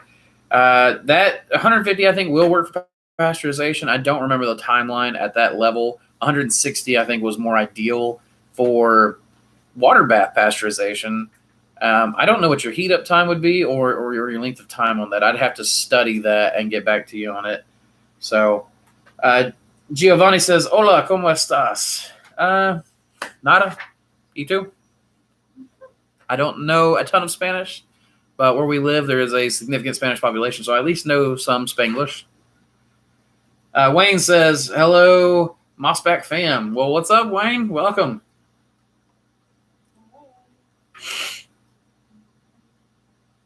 The chat bounced again. Andy Tuesday, I'm not sure what the laughy cry face is about, but don't worry about it. Bob says, don't be sorry about that. The story you told. Okay, thank you. I appreciate that. Lonnie B says, what's the best oyster to start growing first? Most oysters are fine. Something aggressive like a pearl oyster or a blue oyster. If you are really worried about getting something out first and having early success, pinks and golds are usually pretty aggressive, though they're a little temperature sensitive. But they grow at household temperature. So whatever your house is at, they'll probably grow in, and they'll be fast and they'll be beautiful. And they won't have much of a shelf life, and they probably won't taste as good as some of the other oysters. But they'll be an early success. As far as if you want something that really tastes really good, and you're talking about like my strains, a King Blue oyster is a really good way to go because King Blue is one of the most aggressive oyster strains I've ever come across. It grows fast, it fruits fast, it's tasty, it's big, and a lot of wild oysters are very tough and grow quickly. So if you're ordering from like Lenny Rockwell, the Sanborn, the Maine Wild, the Tree Oyster, all those are pretty aggressive and grow fast. Daniel C says, and I haven't seen the N&G oysters available as LC on the site, but I did see it in the culture plate option. Okay. I will have to get back to you on that. I think that Melanie's still waiting on a picture from me on that, so I will get that going ASAP because the N&G is one of my all-time favorites. But let me check my liquid culture page here and see. I see Pathfinder, King Blue, Black Pearl, Golden Enoki, Blue Oyster, Chestnut, Comb Tooth King, and Golden. Okay, I'll get it on there. If you need to message me and get me, just give me a message so I can let you know when Melanie puts it up. I'll try to do that. Otherwise, I may have to just announce it through my Instagram or the Mossy Creek Mushrooms Instagram. Andy says, wet market has no fish. Okay, the wet market is what I meant. I don't know why I said fish market. Wet market, you're correct. My apologies. Let's see. I guess I thought wet being fish. I don't know. Something silly. John P says, mushrooms, slobber. Indeed, man. Gus Jackson. And there are biodegradable bags, as I understand it. They will compost with spin blocks. That is incorrect, Gus. There are no biodegradable bags. They call them biodegradable. They are not. They are oxodegradable. They just break into a million little smaller plastic pieces. They don't actually degrade. So I don't like people calling them biodegradable bags. I don't like Myers calling them biodegradable bags, Unicorn or anyone else. They're not biodegradable. They will not compost. They take years to break down, and they get brittle before they even leave the grow room, thereby actually magnifying the amount of plastic you're shedding everywhere. It's so much easier to control the regular bags. Adam says, you guys are freaking awesome. Thank you, guys. Thank you, Adam, for helping make it a success. Funneling them through your recycling center. Yeah, funnel your bags to your recycling center. My bags are taken by the recycling center. They meld them down. They work with them. We've talked to them before. They take them. So Armando says, how do you store liquid culture syringes that we get from you? So I grow them in jars, and then when you guys order, the next time I go downstairs and stir, I stir every day. So a lot of times when people are ordering now, if the liquid culture is ready to go, I suck it up in the syringe, I close it up, I put it in a little plastic bag and seal it with my sealer all in front of the flow hood. It gets put into a box and shipped to you, usually within a few days. So I don't really store the syringes. If you're looking for a way to store the syringes, the best way to store the syringes, you can just put that plastic bag in your refrigerator. Anything I grow right now is cold tolerant. And if it isn't, I will, like when I put stuff up in the future, if it isn't cold tolerant, I will specifically have a warning there for you not to put it in the refrigerator. But other than that, put it in the refrigerator. I've used liquid culture that was a year old before and it worked. I'm not saying that that's ideal. It's not ideal. It's best to use everything fresh. That's why it's called mycelium running rather than mycelium storing and then using. But Rich C says, would be really cool to see some pics on Instagram of how your chefs are using your comb tooth. Looks cool. Okay. I know that there are some pictures that they've put up, and we might be able to repost on Mossy Creek Mushrooms. My personal Instagram is MycoMiner, and I'll have to. I don't do a lot of reposts or anything like that because I'm Grandpa Andrew as far as electronics are concerned. So maybe Robin can teach me how to do some of that stuff for my personal page. But as far as the business page, I'm sure we can find something for that. It is really cool. It's one of my favorite mushrooms to grow and eat. Rocky River Mushroom says, tuning in from work. Hope y'all are doing good. Got to get back to the robot soon. Hey, Rocky River, welcome. I hope I caught you before you left. It's always good to have you here. And I didn't know you get to work with robots. That's kind of cool. I like robots. I like robots a lot. If it's fish, our combs too, they're my favorite mushrooms. So tasty. Yeah, man. Jason knows how to cook those things up. Jason, did you put the comb tooth in egg rolls? Or was that I remember you put wood ear in egg rolls or spring rolls, or I don't remember what you called them, but those things are, oh my gosh, they're really good. I'm supposed to share with the family. Oftentimes I don't. Ibrahim says, hi, everybody. I love you. You know that. I was told you this last time. Well, thanks, man. I love you too. Appreciate it. He said, I need an explanation. Could you make solution about liquid culture information? Thank you. So you're wanting to know how to make up my liquid culture solution. Okay, I've had that question a few times. I will make a video on it. Maybe my next video. Not the next one that'll be published, but the next one I make here and then hand off to Robin. Robin's got 2 or 3 videos worth of footage she's working on right now. So we'll get there for you guys for sure. Christian says, how does too much light affect mushroom growth, you guys? Oh, I think I answered that already. Hopefully you got that earlier. It's earlier in the video, but basically they just get darker. You are what you eat. Ding, pressure cooker is done. My first centrifuge tube agar slants are inside. You are awesome. Thanks for sharing so much information. Hey, that's awesome. Yeah, I'm actually, oh crap, I need to go check on my pressure cooker. Samantha, will you go check on the pressure cooker and make sure it's not blowing steam everywhere? Yeah. The weight needs to go on it. I can't believe I forgot that. You may need to turn it off. Is it blowing steam?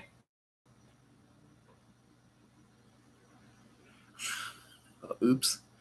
Yeah, man, agar slants are fun. I like them. They're fun to pour. They're fun to play with. I hope you guys use. Actually, the footage I just handed off to Robin is about agar slants and stuff. So how I make them and how I pour them. Spore Addict LLC, can you talk about expected lag time between first and second flush for various strains, and any strains that specifically don't produce second flush well? Do you second flush everything? What did I do? I turned it off. You turned it off? It's just boiling. It's not holding pressure. The lid is slightly skewed, so there's water everywhere. There's water everywhere. Great. I made a mess. I get to go clean up after the live stream. So, yes, I can talk about the expected lag time between first and second flushes for various strains. I'm not going to go over every individual strain because there's hundreds of them, but I will say, like my blue oyster mushroom, it's usually from inoculation, it's 21 days to harvest. For your first flush, we pull the mushroom off, we leave it alone. Usually 10 days later, we're picking. When you're talking like chestnuts, I think we only usually fruit those once. Black poplar oftentimes only gets fruited once. That's why they're sold at a higher price. They're just so slow. They contaminate so easily that we don't like to keep them in the grow room. So they we have to sell them at a higher price in order to make up for the fact that we don't get our second flush off those. When it comes to King Blue is usually like 7 days between your first and second harvest. So it really kind of just depends on how aggressive things are. Usually the faster mushrooms grow into a block, the faster they fruit. That's not always true. Turkey tail, for example, will completely colonize a block in like a week, and then it takes weeks to fruit. So before it's finished. And oh my gosh, the chat keeps jumping again. Hey Anthony, you're very welcome. I'm glad you like it.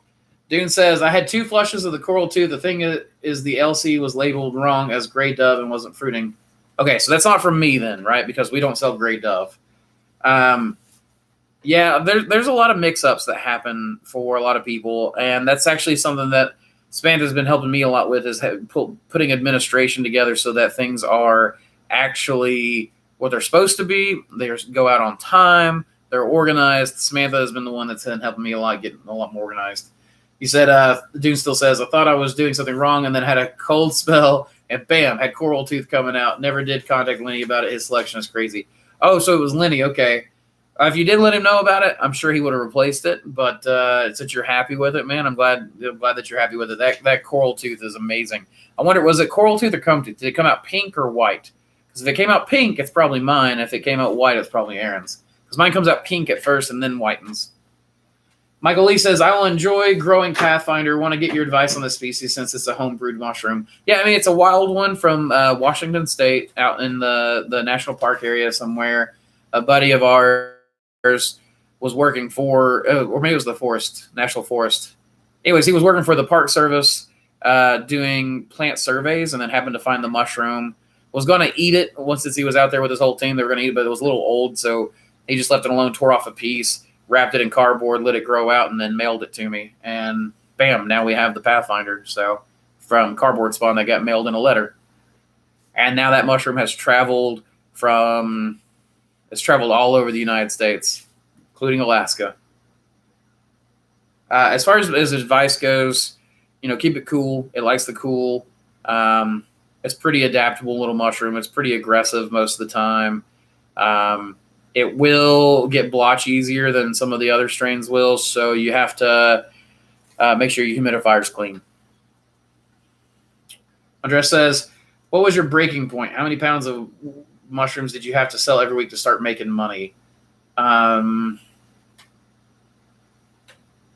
don't remember. If you want to know my break-even point now, it's okay. I have my budget set up somewhere, and I have forgotten the number on it. Let's see. What was my break-even point right now?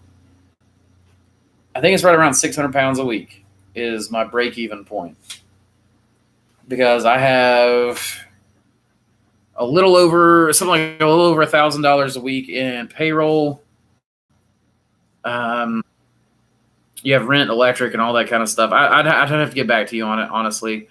I remember the block break-even point, but I don't remember the mushroom break-even point. That's actually what I'm doing right now. Yeah, Samantha's going through and refining out our budget.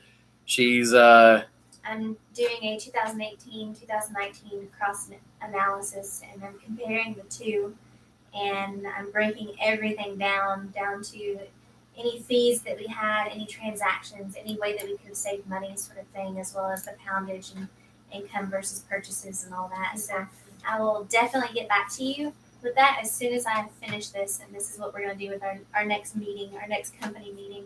Yeah. We're going to go over all this with all The all of us. But the owners.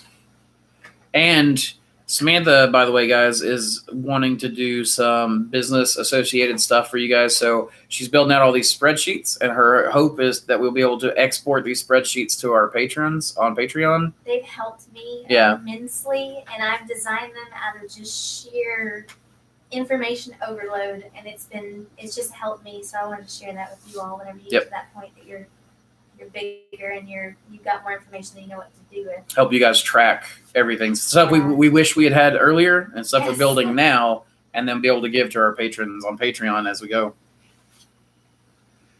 Michael said, also look forward to these live chats. It's great to hear everyone's questions and their methods. Kudos to Samantha, the standard setter. What's the syndicate thing? The Mossback Mushroom Syndicate is on Facebook. Our Patreon is also called the Mossback Mushroom Syndicate. Mossback is okay. So this is Mossy Creek mushrooms in a town called Jefferson City that used to be called Mossy Creek. The old story goes, and this is what my family has taught me growing up, is that people would leave here and they'd go, like, the town was named because the creek would get covered in this mossy substance. Actually, you can still see it, but behind us, that pond is still gets that mossy stuff. Since carp have been introduced, the carp eat it all in the waterways, but because carp can't get to our pond because the water goes underground through grates and everything else, it like seeps underground. I took a sample one time, and what did we find out? It's wolfia. Wolfia? It's just wolfia, and it grows in the summertime. It grows over and covers it. Wild ducks and geese come every year at the same time, and they will land in that pond and will be completely green, and as soon as they're gone, it's just like spotted, and there's crazy. Huge gaps where they ate it all. It's awesome. Yeah, the ducks and stuff love it. And so the mossback is, people would leave, they'd go do business somewhere, and people would make fun of them, those mossbacks or whatever. The other story is that the guys from this area had such hairy backs, they said they were covered in moss, and so they were mossbacks. They didn't like it, so they changed it. They're like, well, what can somebody not make fun of? Well, they can't make fun of Jefferson City because there's a Jefferson City in every state, right? So they changed it. Now there's a huge movement back towards, like, call it Mossy Creek and everything else. And so we call ourselves mossbacks in, honor of my ancestors, we'll say. And everywhere you go, there's Mossy Creek Wine Spirits. Yeah. There's Mossy Creek. There's a Mossy Creek rehab that I've been too scared to post the picture of in case people thought I was making fun of them. But Ben's standing there and he's pointing at the Mossy Creek rehab sign, and we were wanting to do a post, when your mushrooms are that good. There's a Mossy Creek Wine and Spirits, a Mossy Creek gym, a Mossy Creek, oh yeah, I've got the picture. Oh Saltine says, Noah, we inspire. That's what the guy's name was, and his name is Hebrew. Really? Man, it's just tiny. I can barely see it. It just looks like squiggles from this far away. I'm having a hard time reading this stuff. Though it is better than it was on this computer. It's actually a little bit larger. I'm not having to lean in on you guys so much. All right. So Michael Lee says Indian oyster, Italian oyster is really good. That's what I started with on straw. Yeah, the Indian, Italian, Phoenix, Venetian. The one we grow we call it a Venetian, and it is a very aggressive mushroom. Does well in warm temps even. Anthony says, hey there, love the content. Could you please? I've missed how your Patreon program works. If you go to Patreon, it's spelled Patreon. It's just patreon.com, and you look up the Mossback Mushroom Syndicate. There are different tiers there, and you just sign up for, I want to, basically give us a certain amount of money every month, and then you get, there's one where you can get 30 minutes a month with Ben and myself to help you with any problems you have. There's one where you can get a culture. And what we do actually on the cultures, I need to go in there and rewrite this, because what I was doing was sending one out every month. Now what I've been doing is sending them out every quarter and sending syringes or cultures for each month that passed during that quarter. So, every quarter you should get 3 syringes sent to you. And sometimes you get a bonus or something. And it'll be strains, it'll be whatever we're growing at the time. So it'll be stuff that we're putting into practice for the next coming 3 months. So that way you're kind of growing with us at the same time we are, the same kind of stuff. There's also just a thank you where if you give like $5 a month, you just get our thanks. And we're planning on adding more tiers as we go and refine it. So if it's fish, our blue oyster is a very good grower producer. Yes, it is. Yeah, Jason's right about that. Jason sees a lot of blue oyster, and somehow he's not tired of it yet. Bob G says, do you sell slants at the King Blue Culture Slants? I haven't been selling slants, but I guess I could sell slants. I don't see why I couldn't. I'll talk to Melanie about getting this listed on the website, and we'll get slants set up for every single one. I mean, slants are going to be more expensive because what a slant is me pulling from the absolute oldest material I have. So slants are going to be probably the most expensive way to get a culture off of me, but I can absolutely do it. Gus says, thank you for the bag information. I will not purchase the supposed biodegradable bags. You're very welcome, Gus. I'm not saying that you can't buy them or anything. I don't want you thinking that I'm like trying to dictate or moralizing or self-aggrandizing or anything else. Or, oh my gosh, I can't speak. What is it? I'm not shouting at you about it. It just makes me a little upset when people list it as biodegradable when they have specifically been the ones to tell me it's oxidegradable, not biodegradable. So, do you know of anyone that has grown your strains of Pathfinder and King Blues on either red fir or Douglas fir? Hardwood is not economical or commercial level in Idaho. Yes, on the King Blue, on the Pathfinder, I think so, but I'm not sure. But most of the time, the Douglas fir is just as good to grow on for most oyster varieties. If it's fish, a stir-fry Combs tooth works great with hoisin sauce and oyster sauce. What is hoisin sauce, Jason? But yeah, that sounds great to me. Lone Wrangler says, how many spores, rough estimate, do you think are in your beard? So, Wrangler, there is a plate sitting in my laboratory right now that I've got a few different plates where, for fun, I will occasionally lick a plate or do something. So this started whenever I was in college for microbiology. I only attended a year. Don't think I'm a microbiologist. I am not. I quit going to school because I was already growing mushrooms, and I thought I'm already doing what I want to do, so I don't really need to go down this path. I'm not looking to become a researcher, though now I'm doing more research than I've ever done. Anyways, they had us like swab and do all that kind of stuff, and one time I just licked a plate. And what's interesting is everyone who did mouth swabs had all kinds of bacteria, yeast, and everything else on theirs. And when I was in college, I did a mouth swab, and mine came out with mold and myceliums and all kinds of stuff. So apparently I'm just fungus to the core. Maybe I'm gross. I don't know. Sorry, ladies. I'm a gross man. I'm sorry, Sam, in particular. And it's so. Marry anybody but me, right? Huh? That's right. I didn't marry anybody else than you. So you're the one that has to put up with my fungal nature. She's okay with it. That works for me. And then I've got a dish downstairs where I've actually, put my beard to dish, and there's definitely mycelium growing. So not a lot of yeast or anything else that I would expect. It's definitely very fungal. So maybe I'm covered in fungus at this point. I will say that I was working with old spent blocks outside one time and went to go to a meeting very soon after. So I just went in my farmer attire, dirty boots, dirty, clothes, everything. Hadn't washed or anything just yet. And oh my gosh, this is kind of embarrassing. But I was sitting there talking to someone, as a client that I'm trying to make money off of. And as I'm talking to him, a pleasing fungus beetle climbs out of my beard and flies away. And I thought, what kind of how gross am I that I had a pleasing fungus in my beard and didn't know it? Or like Beetlejuice, or like kind of remind me of the scene from The Mummy, when he's got all those scarab beetles that come out of him.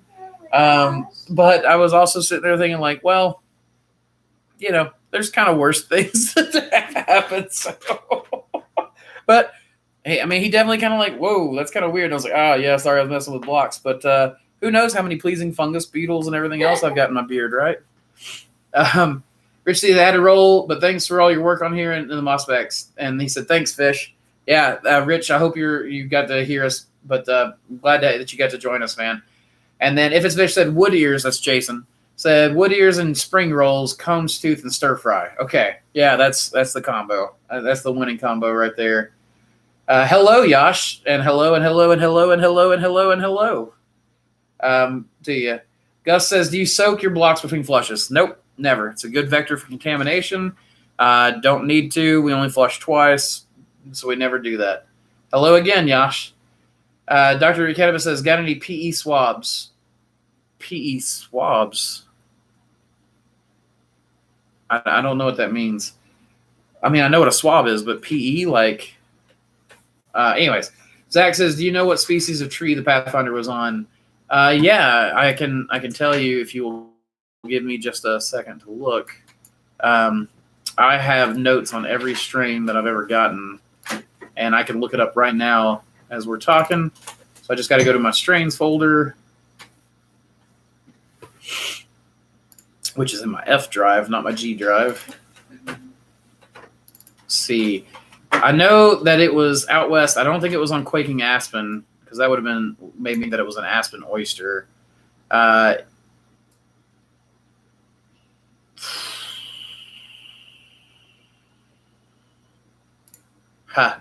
just saw that Mossy Creek rehab shot. Oh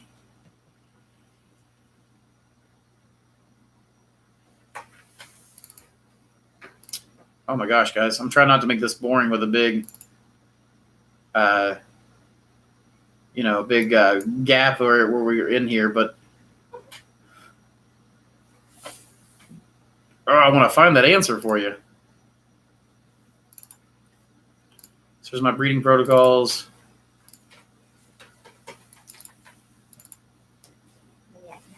Yeah, I'm looking for mushroom strains folder. Where'd all the questions go? They're right here. Oh. So. Okay. And where are you at? I'm up here, but I don't need to read the questions. I'm trying to find my folder that's mushroom strains.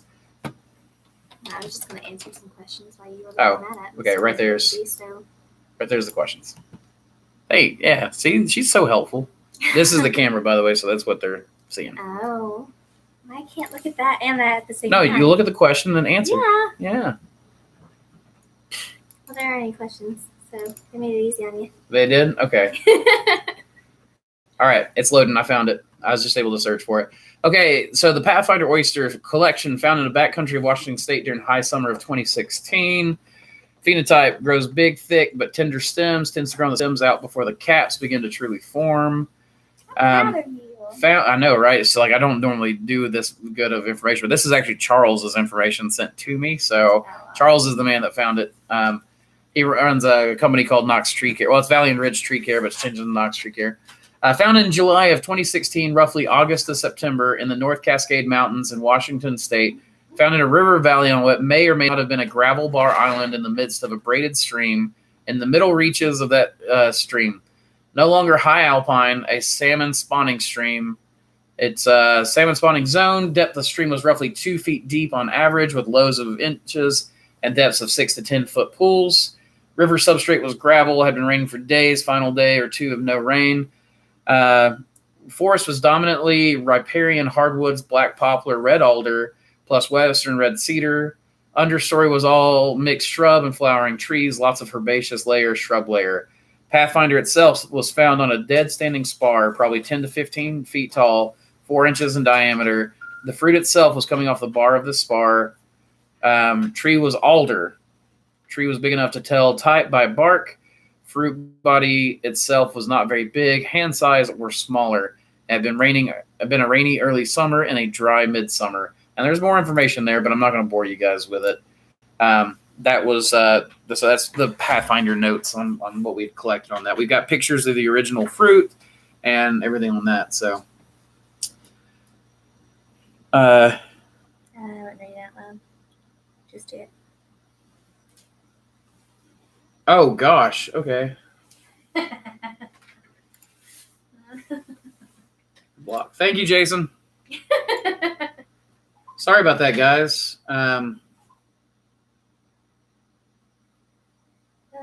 There we go. Waste of time. I appreciate the warning, guys. Sorry I wasn't as fast as I could have been. If Robin had been helping me, she's been wanting to help me on these things, but she I've been just doing them without her. Sorry, Robin. But Jason had my back, so thanks, Jason. And Robin. So, Zach, okay, there we go. So it was found on a red alder tree. Yashima wants a mute, I think.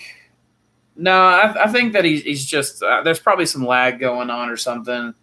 I don't think he's meaning to.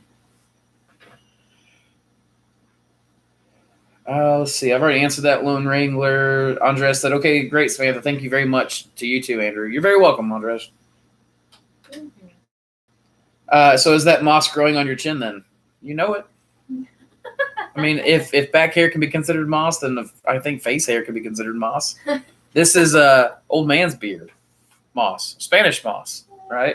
Kind of gives me that effect. Doon says it grew out white and was quite beautiful. I'm very happy with it. Again, you guys are awesome. Okay, so that's probably Aaron's, and yeah, that coral tooth isn't a good strain. I think I think Aaron does good work. So I can't remember the name of his company right now, so I apologize for that, guys. I can't. But he's on Facebook, Aaron Davis, in mushroom growing groups. So you can search for him and find out all kinds of cool stuff that he does. Paul Phillips said, thoughts on medicinal mushrooms? Hold on. I've got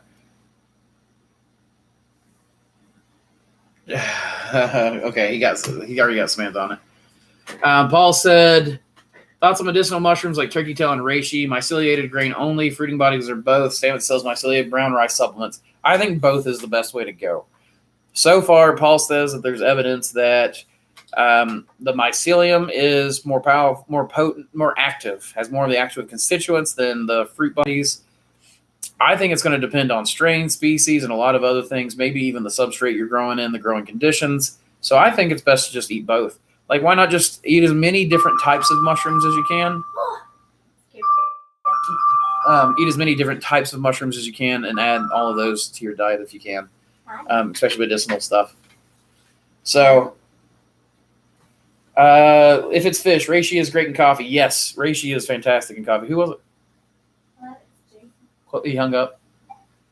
Reishi is great in coffee. I absolutely agree, Jason, for sure. Expat Prepper. Hey, great to see you, Philippines here. We love your channel. So does that mean that you left here and moved to the Philippines? I had an uncle or great uncle that did that. Thanks. Glad to have you here, man. If you ever want to fly me out to the Philippines, I'll go. I'll go anywhere. Calvin says, greetings from New York City. Just finished a practice run cloning some oysters from the grocery store. I noticed some condensation on the inside of a few agar plates with the extra moisture caused problems. It can be. It's not ideal.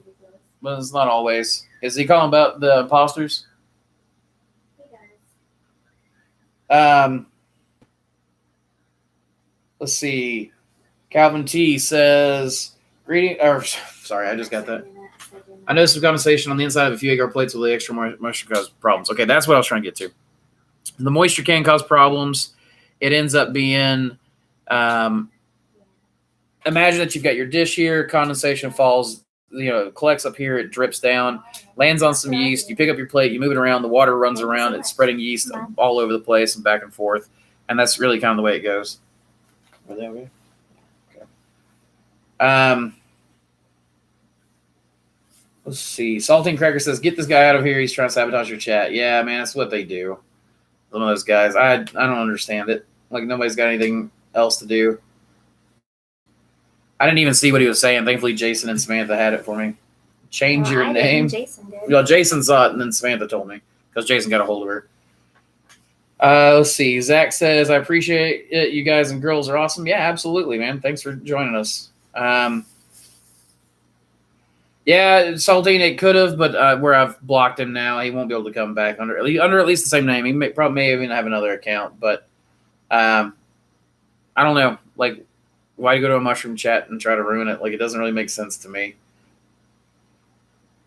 And thank you, Saltine, for having my back. But I mean, you're never going to be able to shame those people into going into it. Stop this madness and play with me. Block him too. Oh, Adam. So Adam Lawson is my cousin, and he's wanting to play Apex right now. Yeah, Adam, I might do that here in just a little bit. Miles Jackson. Hey, Maryland here. Just wondering what strains you found do well. What strains you found do well outdoors in each season, spring, summer, etc.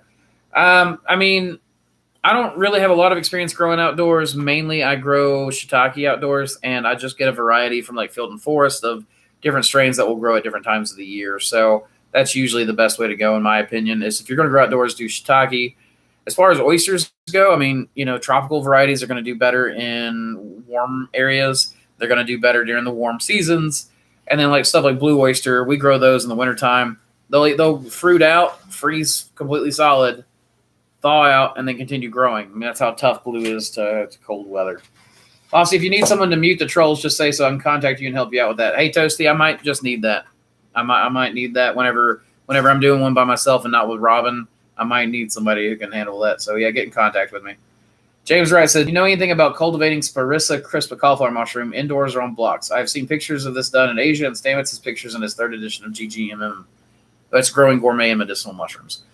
Fresh cap mushrooms. Tony, forgot his last name.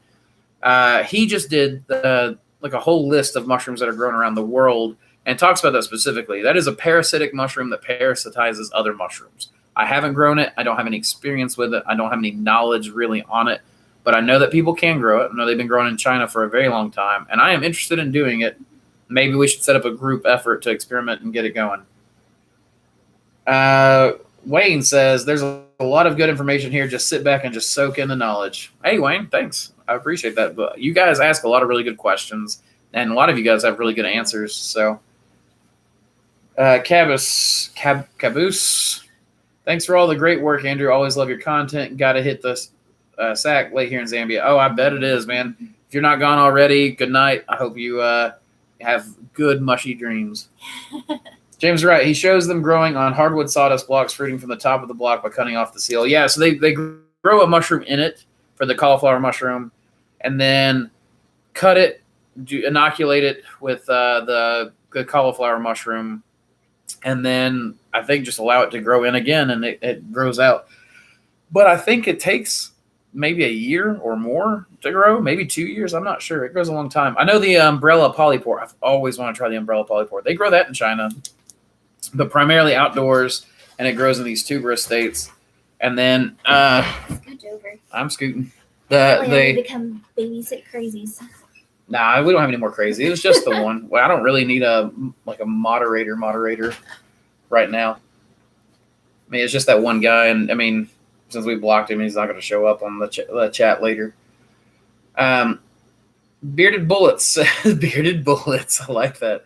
Hey there, just found your channel the other day. I'm thinking of getting into growing mushrooms. Do you have any advice for a setup for someone starting out? Yeah, check out my early YouTube videos on Mossy Creek Mushrooms YouTube channel. Obviously, you found it. Check out the early videos. That'll show you kind of where I started. That's going to be another graphic. What'll be another graphic? Bearded Bullets. Bearded Bullets. Oh, goodness. I started off by going to Tractor Supply and buying a greenhouse tent, just a little tinted greenhouse. And I think it was like an 8x9 greenhouse, and then just setting it up in a room. And I had a little sonic humidifier from Walgreens in it and a little computer fan pushing air into it. And that was all I used in the beginning. Actually, at the very, very beginning, I bought those plastic shelves, little tubes, and the plastic shelves that you set up or whatever. And when I had those set up, I would take them and then saran wrap around and then leave one area that had kind of like a drape and just grow in those. And I didn't fog then. I just sprayed with a spray bottle a couple times a day. By hand. It was terrible, but it got me where I was going. Goodness. And then we got a small little drugstore humidifier. Yeah. And eventually used that thing till it caught fire in the middle of our room. So yes, it did. Ben was living downstairs at the time, and whenever he did, he woke up to flames dancing on his, like not flames dancing on his wall, but because it was right in the middle of the concrete floor, and it had just melted everything, and the plastic was burning there. So it was not safe, but it was not going anywhere at the moment. and be safe with those things. Like the auto cut off, like little refill valve didn't cut off. So we have stories. Oh yeah, we've got lots of stories of how to do it wrong, and we try to make sure you guys don't do those things. We try to show you what works the cheapest right off the bat, and most effective. So Bearded Bullets, going back to your question, go to mosscreekmushrooms.com, look at the blog, and search for the importance of working backwards. That's one of my first blog posts about where to start. And it's about starting with the mushrooms and not with the lab work. I do think that the lab work is a really sexy skill set to have, a really nice one, but it is best to go to straight to the mushrooms, get the early successes and the profit made, and go from there. Lone Wrangler says, all joking aside, I've learned a wealth of information from watching your channel, and I respect you for taking the time to make me laugh too. Hey, glad I can make you laugh, and glad that you get the information, that you find it useful. Caboose says, I always have mushy dreams, lol. Good. Go have more mushy dreams. Greens and mushrooms, how do you keep track of strains and what is inoculated when what? So we have a whiteboard in the lab. Due to Samantha's wonderful administration going on now, Jason and Laura have these little pieces of paper where they write down what was produced. Basically, I go in and I look at all of our spawn. And if we've got spawn that's going bad, I'll try to make a grain master right then of that strain, trying to speed up my grain-to-grain transfer so I can actually get grain orders out and manage what we've got going for our own usage. So I'll look at it. If it's going bad, I try to make that. Sorry, the chat window kind of fluctuated and it distracted me. They have production sheets. I don't think we've got any up here right now that I could show you for Jason and Laura follow. But they write out all the information. When stuff gets thrown out of the grow room, they write it down. When stuff gets inoculated and put in the brood room, that gets written down. Whatever's produced, thrown out, etc., all of that stuff gets tracked. If it's unusual, I think when we're just doing a grow room clean out, we don't actually track grow room like actual clean outs, but if contaminated bags coming out of the grow room, we actually track that. And so that allows me to see everything. Also, my team has given me amazing feedback to make all of those sheets possible. Right. So thank you guys. Yeah, Samantha made some early renditions that that had too much information collection on one part and not enough in others. And then as Jason and Laura have kind of fed back to us, like, here's what we're finding useful. And then I'm telling Samantha, here's what I find useful whenever people come to pick up blocks or spawn or whatever. We're able to refine those spreadsheets. And that's actually part of the process that we're doing, this churn of refinement. And then we're hoping to gift that to you guys through our Patreon and everything else so that you guys, improvement. Yeah, exactly. So that you guys get the benefit of a larger operation at a smaller scale for not the larger operation cost. So I hope that answers your question. If I answered it and it's not exactly what you were looking for, just specify a little bit more in your next question, and I will try to get to the specificity.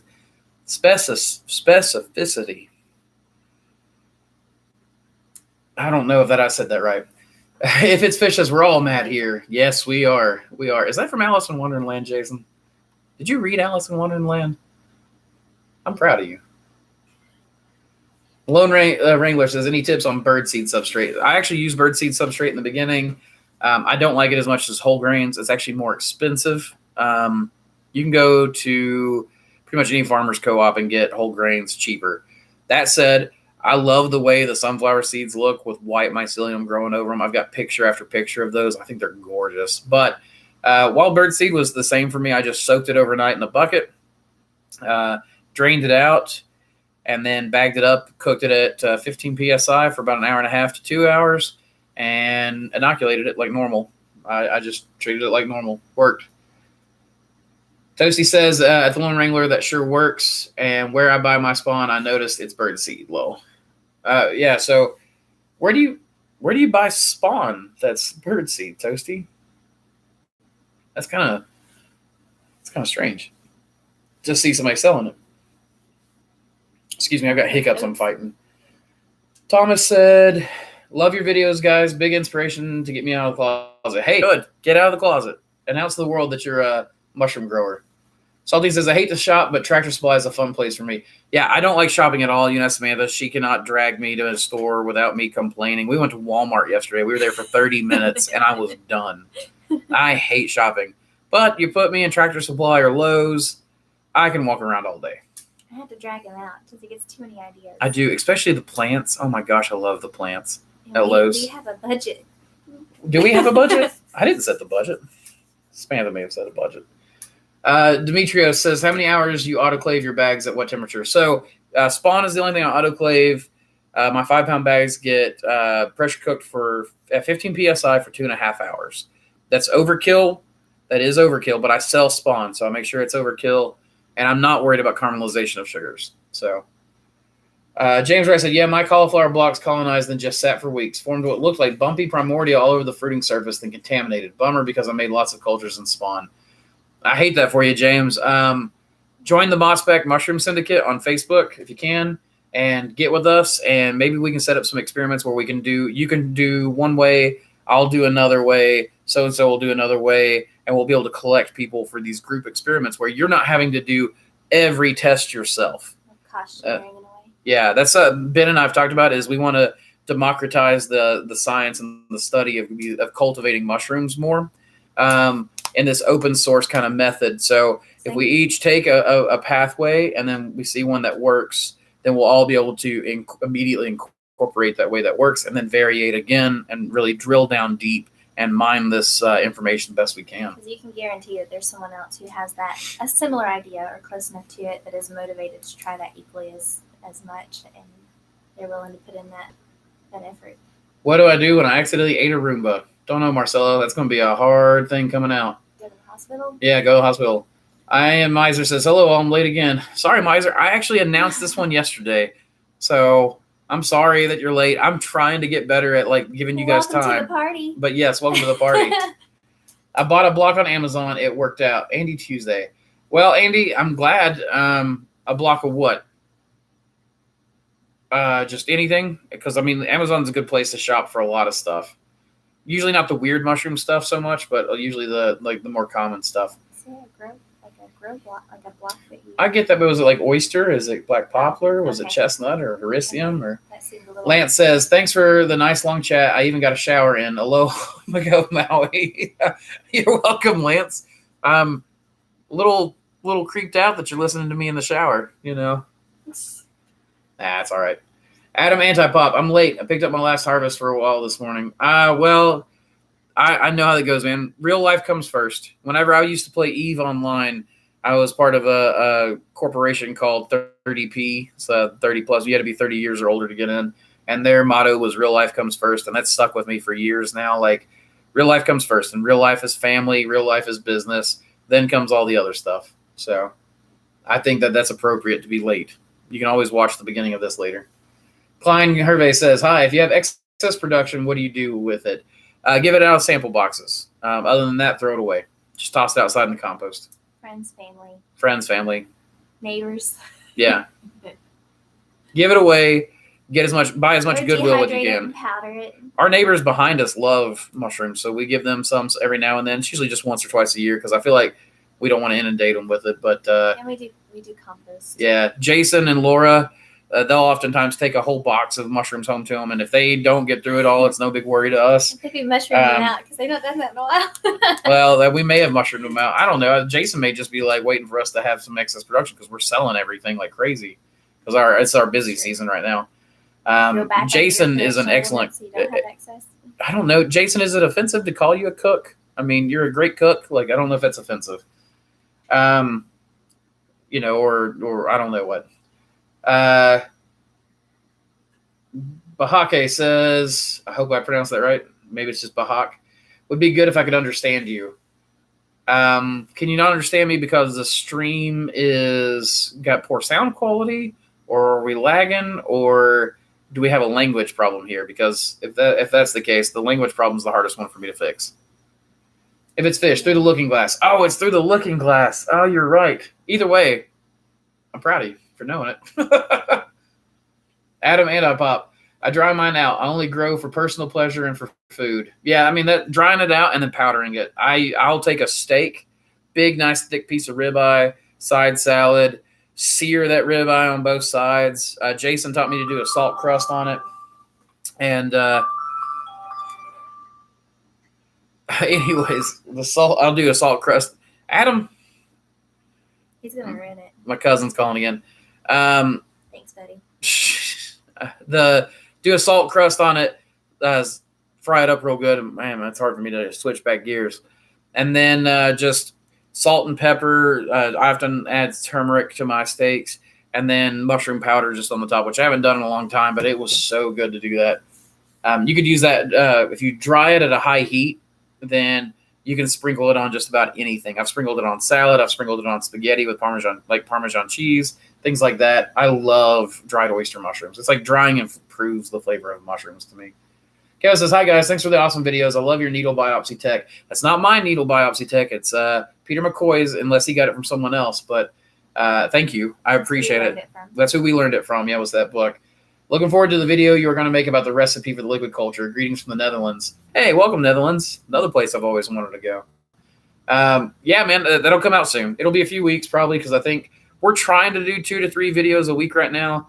Unfortunately, my editor has gotten the flu, and so I've just tried to do more live streams this week, but she's got footage that she's editing as well, so we'll have some good stuff going. And he shows up. That's not Adam. That was the neighbor leaving. Oh, no, that's Adam. He's right there. I told you. All right. Bearded Bullet says, thank you. I will definitely check it out. So I may have done things in reverse from what you suggest. I found a thermoscientific incubator on an auction site, and because of the deal, I had to buy it. Look, man, if you can afford to purchase some of the fancier equipment, I don't have a problem with that at all. Usually when I say, like, really pinch pennies and work backwards from the growing mushroom stage all the way to everything else, it's usually to save you money. And I mean, I'll tell you, man, I bought a centrifuge before I needed to. I like that centrifuge. I play with it. I put my breakfast shakes through it. I mess with it. I do all kinds. I see what anything can separate. I did a pinprick and put some blood through there to see what would happen. You know, it's fun to see. Like milk, heavy whipping cream is fun to put through a centrifuge. You get this like real nice cream out the top. Hey, that's enough, dog. Hey, no. Hey, Collier, can you let the dogs outside so they'll bark out there and not in here? So anyways, yeah, I mean, that's just the way things go, man. If you can afford it, do it and play. I think the incubator is like 24.5 cubic feet. You bought a big incubator then. Ecology afterthought to the incubator. Oh, okay. So you bought it for some other stuff anyway. So yeah, I mean, like brewing, you know, that's a good way to go. Incubators are fun to play with. I love it. Like I want an incubator right now. Ben and I are talking about building just a home brew one so I can play with milky mushrooms in the middle of winter.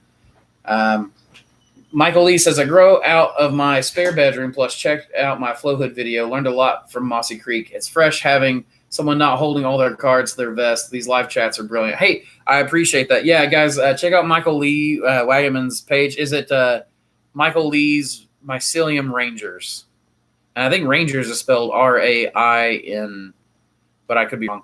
Anyways, check it out. He's got some cool stuff. I've been meaning to reach out to him and talk to him, but to look at some of that stuff he's got going on. And, yeah, man, I so many people got me here. I don't understand the want to withhold information. Like, I didn't get here on my own. I didn't learn some secret to the universe that taught me to grow mushrooms. I just learned it from other people. If I didn't have people who were willing to teach me, I wouldn't have got here. And if you guys don't have people that are willing to teach you, how are you going to get here? MSL sells millet spawn, Andrew, among many other types. That's someone who sells seed for spawn. Okay, Justin, I'm not really understanding you here. Yes, they sell millet spawn. Norspore sells millet spawn. They're not selling seed as spawn. They're selling grain spawn. And I guess it is technically seeds, but it's myceliated grain. It's been processed. It's no longer plant seed. It will no longer work as plant seed. So I don't know. I'm a little confused. Greens and mushrooms, but I'm in Scandinavia. So I've always wanted to go to Scandinavia, but I'm not sure what's the but I'm in Scandinavia. Hey, a little advice for you and others. No need to soak grains overnight. Save so much time leaving this out. Just simmer them for about 1.5 hours. Once they begin to swell, and you see a few pops, strain. Yeah, James, I know about the simmering tech. I don't like it. It's more work. I've got to wash a pot. I've got to sit there and watch it. I've got to pay attention to it. If I soak it overnight and then just work my system every week, then that's less labor intensive than me having to cook, simmer, drain, etc. Now instead, I just put it in a 5-gallon bucket, top it with hot water from the tap, pour it the next day, bag it up, and I'm done. I always am more concerned with labor than I am any technique that makes it more efficient. It's not more efficient to work harder. However, I'm not downing on your tech. You can absolutely simmer all day long. I think it's great to simmer stuff if you want to do that way. Nancy Venture, what is your Patreon name? It's not coming as Mossy Creek Mushrooms. No, it's the Mossback Mushroom Syndicate. I probably should have just put it as Mossy Creek Mushrooms, but the syndicate is kind of what we do on our Facebook and everything else. You guys are the syndicate. We are the syndicate. I am Mossy Creek Mushrooms. So that's kind of the way I look at it. A syndicate is just a group of people who are looking to push a certain agenda. So that's why we go with that. Plus, I kind of like that syndicate has a slightly negative connotation, just slightly. We're the ones who are uprooting up. We're flipping everything, the whole mushroom game on its head. Please explain how we can all join your Patreon. Yeah, Eric Jepson. So you just go to patreon.com. That's patreon.com. Look up the Mossback Mushroom Syndicate. And once you get there, then there are certain tiers. You just click on whatever tier you want to do to support us. It's just a monthly payment. I think there's a custom amount you can do. I'm not looking at this, guys, to get you all to throw money at me. It's just Patreon's a good way to support me if you want to do that. And it's you get benefits out of it in different ways that you have. So our most expensive one's $100 a month, and that's 30 minutes of my time and Ben's time every month to answer any questions you have, anything else you want. You get Ben's personal email address because that's the best way to reach him. You get my phone number, which is the easiest way to reach me, and then we can set up times to sit down and talk and go over anything you need to go over. So that's that. Andy Tuesday says pink oysters. I don't know how to pronounce this name. Fuwanarit. I hope I said that right. If I didn't, I hope I didn't offend you too badly. Hello from South Carolina. Bad internet here, lol. Thanks for the great videos. Yeah, I've got kind of some internet issues here as well. I think that I heard somewhere that they're having a problem with one of the data trunks. I forgot what they call it, but the big main lines. IM says, I'm down for joint experiments. Thank you for the welcome. Yeah, man, let's do some joint experiments. Everybody join the Mossback Mushroom Syndicate on Facebook, and we'll set up some experimental type stuff. Joint experiments where everybody can get in and we can all drill down deep into the mushroom cultivation together. Figure out some of the stuff the Chinese have already known for 1,000 years and maybe some new stuff that they don't. Yeah, Lonnie, you're welcome. I'm glad that we're helpful to you. Adam says, I'm colonizing some wood eaters. Going to try pellets before logs. Do you have any advice on wood eaters? Like wood lovers, like the psilocybin kind? I've never grown any psilocybin wood lovers, so I don't know anything about that. You are what you eat. Nancy on Patreon. Search for Mossback Mushroom Syndicate. Yeah, there. Thank you. Thank you for having my back. Bob G, do you sell wholesale blocks? And if so, how many? I do. Jason could probably answer this better than me because he sees it every day. But right now, I think that I'm only doing about 100 blocks a week. And that's because I have to do local pickup. I don't do shipment. The warehouse we went and looked at yesterday has a loading dock.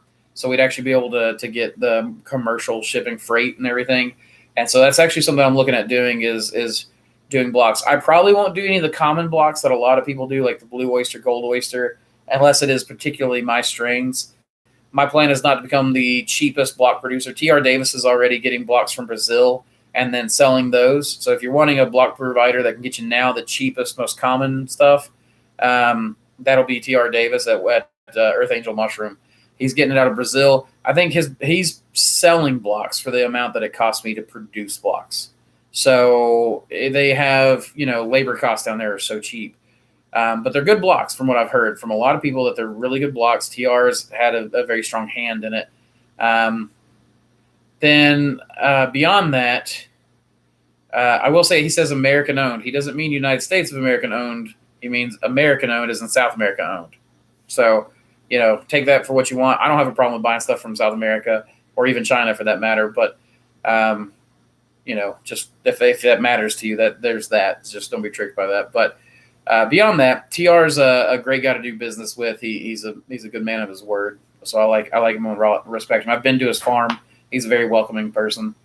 As far as me producing and selling blocks, I'd have to do it more in a warehouse. Right now, my plan is normally to get people kind of local to this area. I mean, I've got someone out of Asheville. I've got someone out of Chattanooga that buys from me, and those two buy roughly 100 blocks a week from me between the two.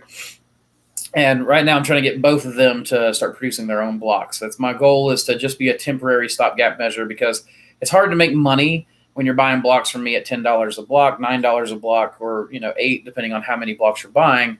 And then, you have to basically sell at farmers markets or at restaurants, or just use me as a stopgap measure, but use me as a way to build your marketplace and then start producing your own blocks and start eating. It's like pocketing all that money that you're saving at that point. So hope that helps.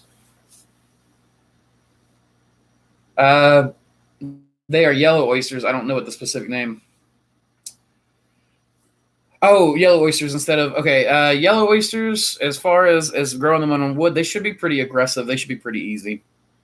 I don't really have any advice other than the stuff you see on my normal YouTube channel. They're yellow is one of the easier ones to grow.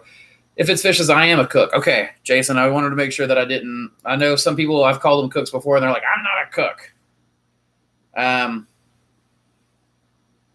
I do, okay, hold on a second.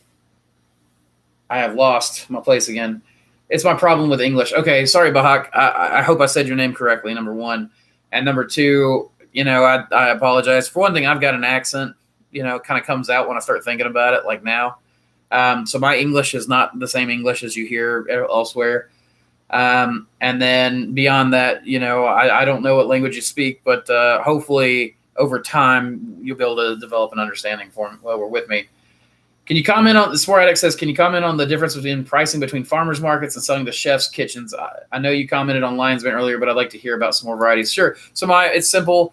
I sell by the case. I no longer sell at farmers markets. When I sold at farmers markets, everything we grew went for $20 a pound, because it's a pretty large price increase for pretty much everything. And it was basically in $5 quarter pound increments. And basically it was just a little paper bag basket that we made, and that would be $5. It didn't come out to a quarter pound exactly, but that's what our average was, because we sold by volume. Then when we started selling to chefs, we started to sell by poundage, but boxes would be so fluctuating. And it meant that we started to favor strains the chefs didn't actually like as much, that were heavy water weight, but not the best textured mushrooms. So we started focusing on strains that we really like to grow, that the chefs really like to grow, that were ultimately very productive, but not heavy, like the Pathfinder. King Blue is pretty heavy, so I can't really say that one. But there's a lot of strains that have a very good texture, but that aren't heavy. So we standardized on a case. It's an 18-inch by 12 by 10-inch case from Uline, and we do the oysters for $80 a case, king oysters and shiitake for $100 a case, which we don't grow shiitake anymore, but it was the price we were doing. And then our specialty cases, which were black poplar, hericiums, chestnuts, things like that, go for $120 a case, and that comes out to roughly $8 a pound, $10 a pound, and $12 a pound. But again, that's roughly, because I don't want to sell a chef water for $8 a pound. There's no point in that. I want to sell them biomass, because biomass is what they use. The water just cooks out. I hope that helps. Fuwanerit, suggestions on bag cutting for blue trumpets or top or side fruiting. Blue trumpets, I've not heard of that variety, but if it's an oyster variety, I prefer side fruiting almost on everything. And then if it's fish, that we side fruit. Yeah, thanks, Jason. Rife Thing. Hello, Rife Thing. Pluto something. Okay, Pluto Planet. I'm just going to call you that. I'm at the final stages. The positive pressure from my flow hood is pushing air all the way through to the exhaust in the fruiting room at about 230 CFM. Is it possible to maintain humidity with 12 disc? Yeah, because my CFM is about 720. Subtracting the 90-degree angle we have at one point that someone brought up in another video, And I don't actually know what the 90-degree angle cuts it down to, but each fan's roughly 750 to 800 CFM, and we use a 12-disc fogger for each grow room. So Adam says, breakfast shakes. Yeah, I'd take a lot of breakfast shakes.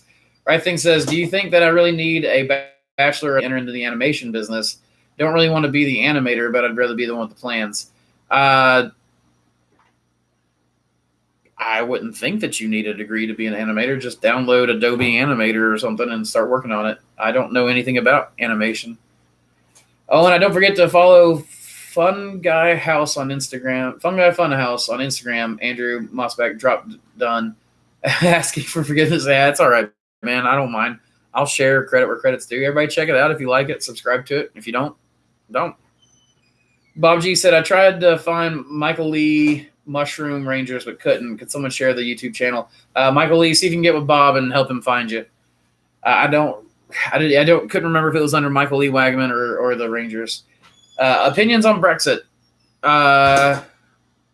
You guys don't want my opinion on politics. You really don't. Mad Matt said, I look forward to your Agar videos. Yeah, man, those are coming out very soon.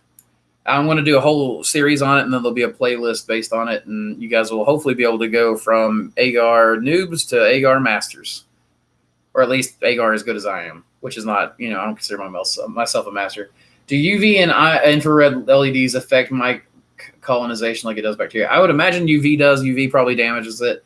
IR, I don't know if IR does at all. So, Kathy said, sorry I missed something, but what do you use as a centrifuge? What do I use the centrifuge for?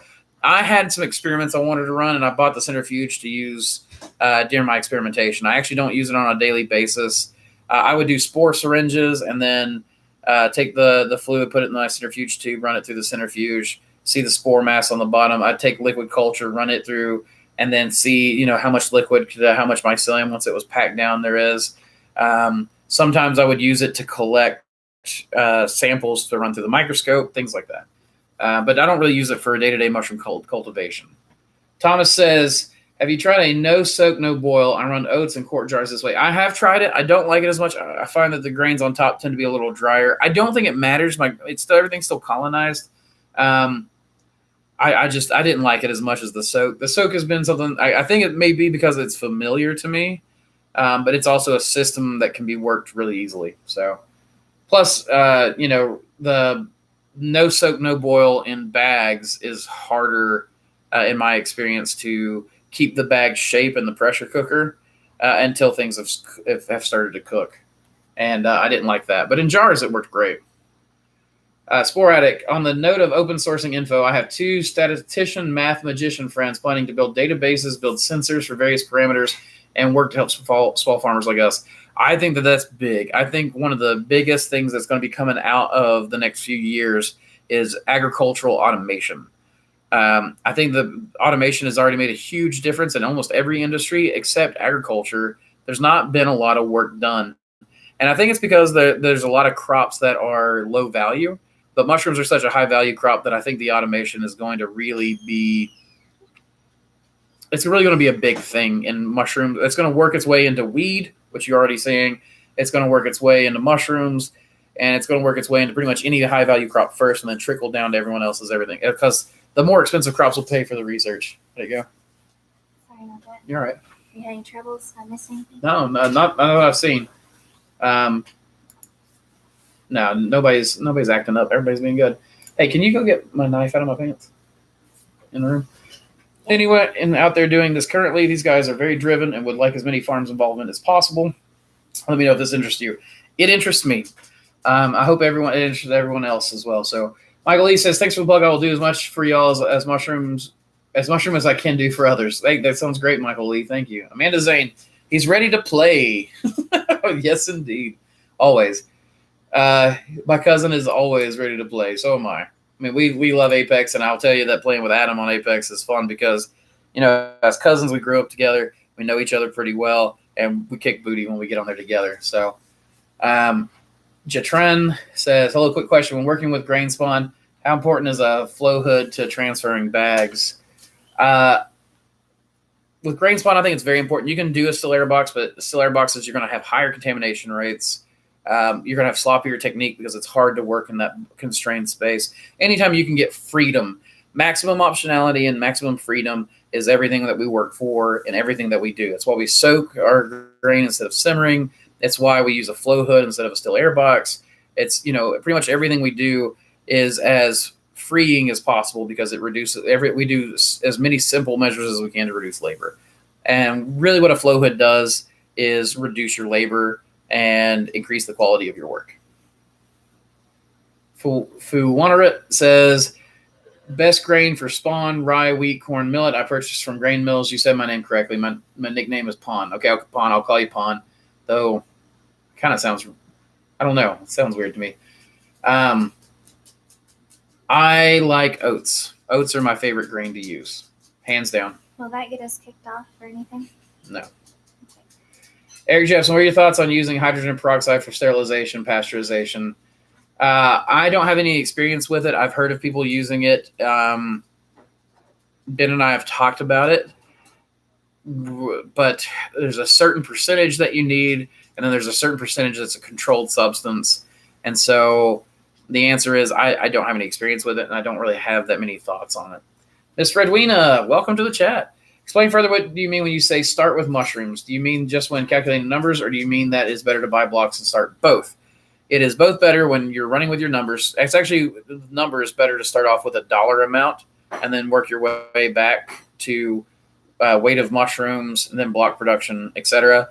And then when you're talking about, I think it's better to start with buying mini farms or production blocks and growing those out and selling the mushrooms than it is to get into lab work and work your way all the way to the point of growing mushrooms. If you can buy wholesale. If you can buy wholesale, yeah, because it's so much more expensive. From a block supplier. Yes, buy wholesale from a block supplier. Sorry. It's so much more expensive to start off in the lab work, not to mention the fact that it's hard to have early successes. So work your way from growing mushrooms into lab work rather than lab work to growing mushrooms. I started from lab work and went into growing mushrooms, and I wish I'd done the other way around. I know a lot of people who have done it the other way around and then worked their way into lab work, and they seem to be happier for it. It's just your return of investment is faster. Yes. That way. And you get early successes, which makes you mentally prepared for doing it. And it doesn't mean that you can't do it the other way. Just, Darsh Dahlia says, do you have a knife? Can I see it? Do you have a knife? Can I see it? Do you have a knife? So that's why I asked Samantha to grab my knife and bring it in. I do have a knife. I could absolutely show it to you. It's just a belt knife. A local knife maker by Wildcraft Knives? I think so, yeah. Wildcraft Knives made it. She did an amazing job. She did an amazing job. There's a turquoise band that runs through it. And then this, actually, I broke the tip twice. And so I just ground it down into what I call a knuckle tip. This thing does not break that way. And I prefer that so much more. It was a CX, but now it is a broke back knife. I don't know. But there you go. I hope that helps. But it's really helpful on the farm. Opening bags and cutting bags and harvesting if you need. Stabbing holes in boxes and I use it for everything. That's my mushroom knife. Mr. Redwing says, when I looked into TR Davis, if I bought a pallet of blocks and fruited them and sold them, I couldn't make enough to have the cash to purchase another pallet. So if you mean that you pay for the pallet, and then let's say that you pay for your pallet and then you sell the mushrooms, and then you've made 1/3, you made what you spent, and then 1/3 more, you should be able to purchase another pallet and still pocket that 1/3. If you're saying that you didn't have enough to replace the pallet, I would be very interested in your sales numbers, because that seems to me like you would be able to make money at that. Unless your shipping may have been outrageous. If your shipping's outrageous, then that's going to be a problem. Saltine, yeah, man, come on back whenever you can. I'm probably planning on doing this for another 30 minutes, and that's it. So guys, Michael Lee, it's Michael Liam's Mushroom Rangers. Okay, I say I messed up on it. So he's got it in the chat, guys. Check it out and go see, copy and paste it, and check him out. Let's see. Pond says 90-degree bends reduce volumetric efficiency by 30 to 50%, contingent on hard 90 or 50%, soft 90 sweeps is 35%. Okay, so it means a hard right angle is a 90-degree angle. That's going to be It's going to reduce by 50%. A soft 90-degree sweep is going to reduce your airflow by 35%. So when you take any of my calculations into account, you got to remember that I'm saying that my fan's at 800 CFM in fan, but then on one of my grow rooms I do have a hard right angle, and the other grow room I have a soft sweep. So I do have reduced numbers from what I'm saying. Let's see. James Wright says, do you think you could replace the human element with automations and identifying contamination as well as identifying problems in general with the mycelium? I think eventually, with the help of artificial intelligence, you can. The progress that's going on with artificial intelligence for picking mushrooms in the portobello industry is actually amazing. I don't remember where Ben saw that and talked to me about it, but you guys should absolutely check it out. Like that, it can recognize mushrooms that are ready to pick and not, through having been trained in that. So I think that you could reduce it. I don't know that you're ever going to be able to completely. What I would like to see is automation paired with human intelligence to create something that's a lot more whole and complete, and let the machines do what they're good, let the humans do what we're good at. So, really what I see it as is kind of a pyramid thing where you've got the human at the top directing the resources of the artificial intelligence, and then the artificial intelligence basically acting as I partner with you and learning all this stuff. You shaking your head? That blows my mind. You're very welcome, Jitterin. Lance says, gotta go. Thanks for the show. You're very welcome, Lance. Enjoyed hanging out with you. Ibrahim says, hey, buddy, I used H2O2 hydrogen peroxide. It's okay. I can suggest it to you. I appreciate it. I don't know anything about it. I might use it sometime and just see. Not on the automation. Just the you'll get down to it. Okay. Let's see. I'm right here. That was all in calculations, not in practice. That is why I didn't do it. What do you mean, Miss Redwina? That's all in calculations. So you're talking about with the palette. Yeah. So I would need to look at the calculations that you ran. I've not talked to TR in a while about. Last time I talked to him, he was having so many contamination problems he wasn't selling blocks anymore.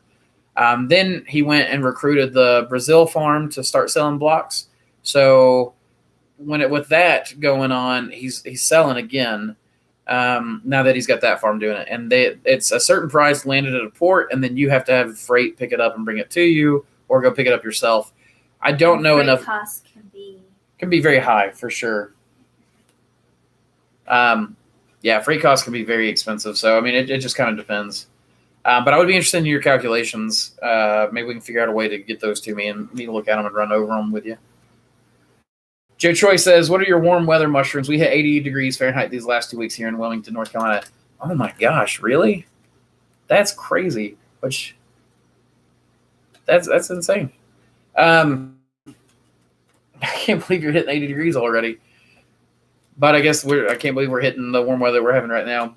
My favorite warm weather mushrooms, the King Blue is good. My Elm Z, which is not listed on the website yet. It will be. We're going to be reworking the whole website and our sales tactic on that and how we get mushrooms to you guys. But the Elm Z is a mushroom. It saved my butt last summer when temperatures were spiking really hot. We were having 110 degree days outside in our grow room. We weren't able to keep it below 75 for days on end, and you start seeing blotch and all kinds of problems at that point. King oysters won't fruit at that temperature, etc. So the Elm Z is one of my favorites. The King Blue is a good one, but I mean, even then, after 70 degrees, it starts to suffer. Your fruit trees are in bloom. Oh my gosh, ours aren't yet, but I think I did see our roses they're not budding, but the meristems are starting to grow. The little fresh leaves are coming out. In fact, our fruit trees went dormant earlier than they should have because of the drought and stuff. Mm-hmm. So, yeah, in fact, we lost some fruit trees this year. We had apricot trees planted. I think the only tree fruit-wise that made it were these two pear trees that are like 30 years old in our yard. We have one apricot and one plum left. One apricot and one plum left, yeah. And our big apricot tree just died. Just straight up died. My big plum tree Someone took one of them. It just disappeared one day. Oh, yeah.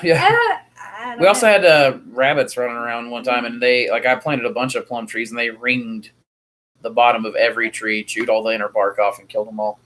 It's It's one of the reasons why, guys, I started like being a microbe rancher. I got tired of raising livestock and them getting eaten by everything else but me.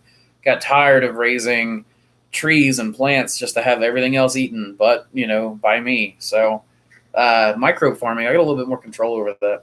Bob says it's still snow here in New York. Yeah, nation's in kind of a weird place with all the weather. It's kind of interesting to see it all. Which I guess in New York, you guys are just colder temperatures in general. I'd say even your summers are probably mild compared to ours. But yeah. I remember I went to New York once, and it was on a beta club school trip, and I didn't think I'd get sunburnt because I was in the shade the entire time. But no, evidently the sun reflects off the buildings. To be fair, you can totally get sunburned. Samantha sunburns at the drop of a hat. Jason said he just got some pawpaw trees. Did you? Oh, did you? That's awesome, man. Love pawpaws. Did you get them from that local tree guy, or did you guys go up to the master gardener at Blackberry that Robin was talking to? Jeremy says, much love from Ohio. Well, much love back to you from East Tennessee. Zlatan, I hope I said that name right. Same in South France, super hot winter, wearing shirt and the tree blooms and the bugs appear. It's like spring this day. Yeah, isn't that crazy? So just a warm year everywhere for everyone, I guess. Do you know any mushroom farmers in Indiana? Do I know any mushroom farmers in Indiana? No, not that I can think of. Why do you want to know about Indiana? It's a question. There's a native tree giveaway. Oh, sorry. It's down below the South French question. Sorry. You're fine. She gets ahead of me. She's so much faster than me. Let's see. Lone Wrangler said, who's that standing behind you guys? Do you mean the nobody? Who was standing by? Was there somebody standing behind us? I think you're just messing with me. It was a native tree. Oh, I think Robin told me about that, and I completely forgot about the native tree giveaway. I would have liked to have done that. Did you try to grow mushrooms on a living tree? I have not. Nope. I haven't done a living tree yet. I've seen them growing on living trees, but on dead branches in those living trees.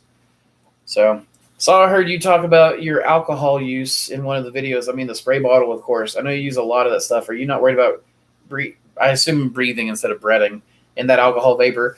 That room is very well ventilated. The flow hood is blowing fresh air right in front of me. When we're working, we're not working and spraying the alcohol back in our faces. Working below your neck level, and then the air should just blow it right past you versus like right in. Very seldom do I even get much of a whiff of alcohol. So the Lone Wrangler said, made you look. You did a little bit. I mean, I looked at the screens first. I mean, like, I've got the giant screen right here with all your all's messages, and I can see myself, which is actually really distracting because it's lagging about 3 or 4 seconds behind. So I see me moving my hands and everything about 3 or 4 seconds after I move them, and it keeps catching my attention. But then I've also got this little screen where I can see you guys too. So Gus Jackson and the Bearded Bullets are both in Indiana. Oh, they're both in it. Hey, well then, cool. Guys, maybe you should get a beer together and talk mushrooms. So I will say that when we first started, there were other mushroom farmers for sure, and there are still now, but we became really good friends with a lot of the mushroom farmers. Yeah. The guy who taught me, I still see him regularly. And it's he's nice not really to sort of growing feed off of commercially each other. anymore. No, but just being respectful of each other, it was a gain. Yeah, for sure. Kim says, love your channel. We are still pretty new to it, but I've seen every video so far. Gavin and Carla from Martinez, California. My goodness, guys. Yeah, well, don't binge watch me too much. You know, I'm kind of a creep, so you don't want to take that into your brain, do you? I'm just playing. Goodness. She doesn't like all the mean things I say. No, about I myself. don't. Stop it. The Wisdom Door says, hey, buddy, I got some red cap seeds in the mail. Not sure of the best way to use them. What's a red cap seed? Wine cap? Wine cap? Oh, the wine cap seed. Spores. So going from spores, you want to go to agar. Be careful of buying mushroom seeds on the websites. Wine cap spores, you could probably sprinkle outside and maybe get something. I'd rather do it and grow the tissue out and then get it going. But you guys, be very careful. These people who sell mushroom seeds, if they're selling mushroom seeds, it's usually just dirty spores. It's not usually something you really want to work too much with. Just be careful of that. You want So we to. made wine cat beds. We did using with Spawn. Wood chips. Yeah. Using Spawn. Wood chip Spawn. So that's probably maybe what she got was. So yeah, if you just got Spawn, then oh okay, yeah. Or he, the Wisendorf, yeah. Weisendorf, I don't know.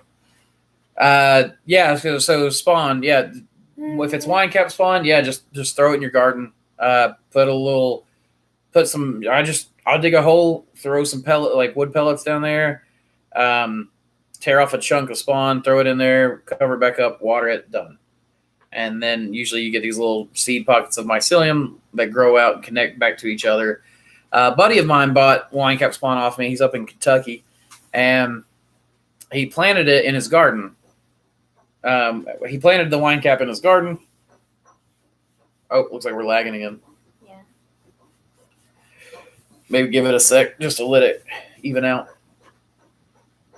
So, all right, it looks like it's coming back on. But anyway, so this buddy of mine took the wine cap Spawn, planted it in his garden, and then said that it never grew. And he got kind of like, I don't understand why this isn't working, which is common in the mushroom world. Everybody expects mushrooms to be just, they work the way you say they're going to work kind of thing.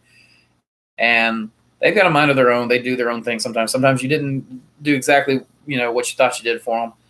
But he found these wine cap mushrooms growing in his forest really far away. And he's like, I've never seen wine caps growing in the forest before. That's kind of weird. So he said he started digging it up and he started looking at the rhizomorph. So he started following that rhizomorph back and started digging it out and just spent like, a good long time period following that back. And that thing, he said, it started heading out of the woods and directly back to his garden. That was like 2-3 football fields away. He didn't follow it the whole way, but it was definitely growing in that direction very strongly. All the rhizomorphs he could find were all growing back that way, but it was fruiting in the woods. So somehow it grew the length of 2 or 3 football fields to an environment where it could fruit. And in ours, we did a garden bed, a flower bed in the very front, and we found the fruits in the backyard. Yeah. So it'll travel. Yeah. For sure. Okay, where are we at? Do you typically get much lower yields with wild oysters? In weight, yes. In biomass, not always. They also spore quite a bit more, and their shelf life is not going to be as long as a commercial strain. That's true too. And that's really what you're breeding into the commercial strain is a longer shelf life, less spores, higher yields, all these other things, color. EK says, how did you pack your PC when packing with bags? I'm always worried about melting. I take my bag, fold the top of the bag underneath, flip it over upside down for the bottom layer, and then the top layer I just fold the flap underneath and stack it up. And usually I can fit 6 5-pound bags in a pressure cooker. I don't put anything between them. I don't put anything on them. I don't put anything between them and the wall. I never have any melting problems. As long as your PC doesn't run dry, you'll be fine. We can do a video on that. I show it in a bunch of my videos on how to make grain spawn. During the music video, it shows me packing that stuff. So, I know a lot of, I've noticed, there's a big drop-off of people viewing in the music video sections. You get to see a lot of how I do stuff in those music videos that are in there without me having to explain every little thing. So if you're a savvy mushroom grower, you'll watch those music videos just for the information. You all right, baby? Yeah, I'm fine. Okay. Gus said he's in Northwest Indiana, bearded. Wizardor says, yeah, sorry. Oh, no, you're fine. Don't be sorry, man. Don't be sorry at all. And You Are What You Eat says he's in Indiana, too. In WI. So Northwest Indiana. So, man, you guys are getting in on each other. And Bearded says he's in East Central. So, man, we're getting a mushroom party going in Indiana. I've spent a fair amount of time in Indiana, mainly around Indianapolis, but southeast mainly. Samantha, could you tell me how you deal with chefs and restaurants when they frequently have late payments? Happens a lot to me, and I'm not sure how to broach the subject. I walk away. Well, you don't just walk away first. Well, it's on the restaurants that I've had. I'll let you answer. I'll be right back. Collecting payment from, I have come up with the product, and I'll talk to the chef, and whenever it comes to getting the check, if I don't get the check, then I walk away I walk away with the mushrooms. And it's just as simple as that. I mean, you want to pursue someone who is going to be honorable and who's going to pay you on time, who needs and understands, who understands your needs and will try to work with you on that. And it's also good for you to understand that sometimes restaurants aren't going to be able to give you those payments straight up immediately. And that's the reason why the 30-day net and the 60-day net are really popular, is they'll pay you 30 days later or 60 days later. Our typical runtime is 15 days or 30 days at the latest. We won't accept beyond that. And that's really just for our sake, to make sure we don't accrue late fees, because that's something that you'll come up with, is this whole thing where you're receiving your checks in and your income, and then you're making payments out to order supplies just as fast. And that's a trap that you don't need to fall in, that we have in the past fallen in before we were able to build up that volume and build up enough restaurants that would cover those who were paying on a 30-day. Because there's a lot of our restaurants that are very understanding, and they'll grab the farmers first before they'll start making payments on their other stuff. It's just juggling everything in an effective way. It's kind of like those songs where, what is it called? Where you'll have a song, it's like row, row, row your boat, and then someone starts 2 seconds later, and then someone starts 2 seconds later. Just, I don't remember. Having those kind of payments coming in to where you have a payment and an influx, every 3 days, if you can, or every 2 days, and just have something come in. But yeah, just try to juggle and organize those payments so that you can take those hits. Is that what you're talking about? Yeah, so you can take the hits. And those restaurants that don't respect that, you just need to let them go. Did you talk about BB? I mean, I wouldn't, not buy directly, but about how the late payments and stuff. Okay, so we have a certain farm that buys, or resort that buys mushrooms from us pretty regularly, and we love them to death. But for a while, it was like we would get paid.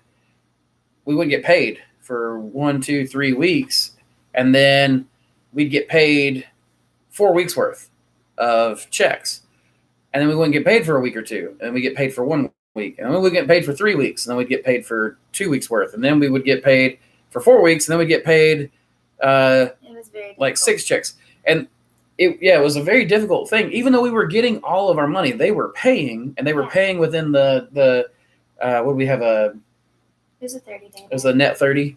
We had a net 30, and sometimes they wouldn't pay in that net 30, but they would always be pretty close.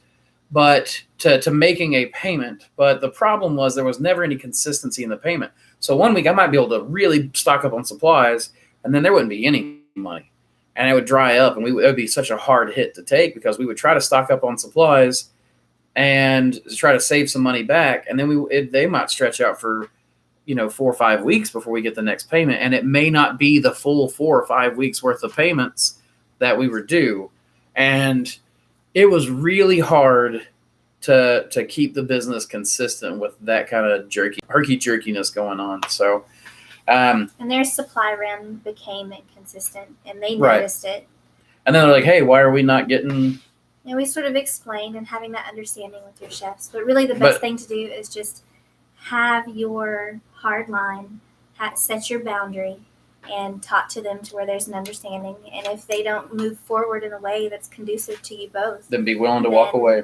You just have to walk away and find someone who is. And that's really, that's like the hardest thing that you can do. And I know it's not easy, and we've had to do it before. And I always try to think that where one door closes, another one's going to open, and just have that be reasonable and expect the same from them.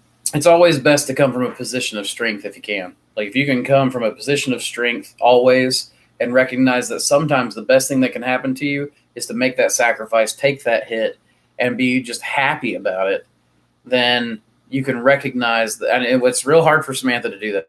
Samantha has always had a hard time with it. That's what that face she's making. I have. Well, that's that scarcity mindset thing that I was talking about earlier. It's not to make decisions or give answers based on this fear of losing them, but to give answers based on this position of strength. Because if you think in that way, even if you're discouraged or you're sort of down, if you think in that way, you're going to make responsible choices and responsible decisions. And staying out of that scarcity mindset and staying in that more playful mindset, I feel like it takes away the desperation. It does. And then making those proper decisions pays off later. Right. Like, we've taken hard hits. We've taken plenty of hard hits. We have. And the best response we've found for those is to just kind of shrug it off, be happy that it happened now and not later, and then go downstairs and get to work. And it doesn't have to be on anything that's going to make you money or make that up right then. You're just going to have to tighten your belt for a week or two and then get into it. But like she said, always be willing to walk away, come to your chef, and don't be aggressive with them. Like, you don't, at no point should you be yelling or shouting or angry or anything else with them. Come to them and just be like, hey, man, I'm trying my best that I can to be as a consistent, reliable person for you. And it's really difficult when I don't get to take payment regularly, when I don't get it consistently. Look, man, I don't care if you pay me 30 days after you receive it. I don't care if it's a week, 2 weeks, 3 weeks, 4 weeks, or whatever. I do always suggest that people are starting out always get cash or check on delivery, but it's not always the case. Most of our restaurants, still are. It's check, right, or cash. But if they're on a net, PayPal, just let them know that when they're on that net, you've already paid to produce the mushrooms a month before they get the mushrooms. Now, if you're on a net 30, you're growing a crop that you're not getting paid for 2 months.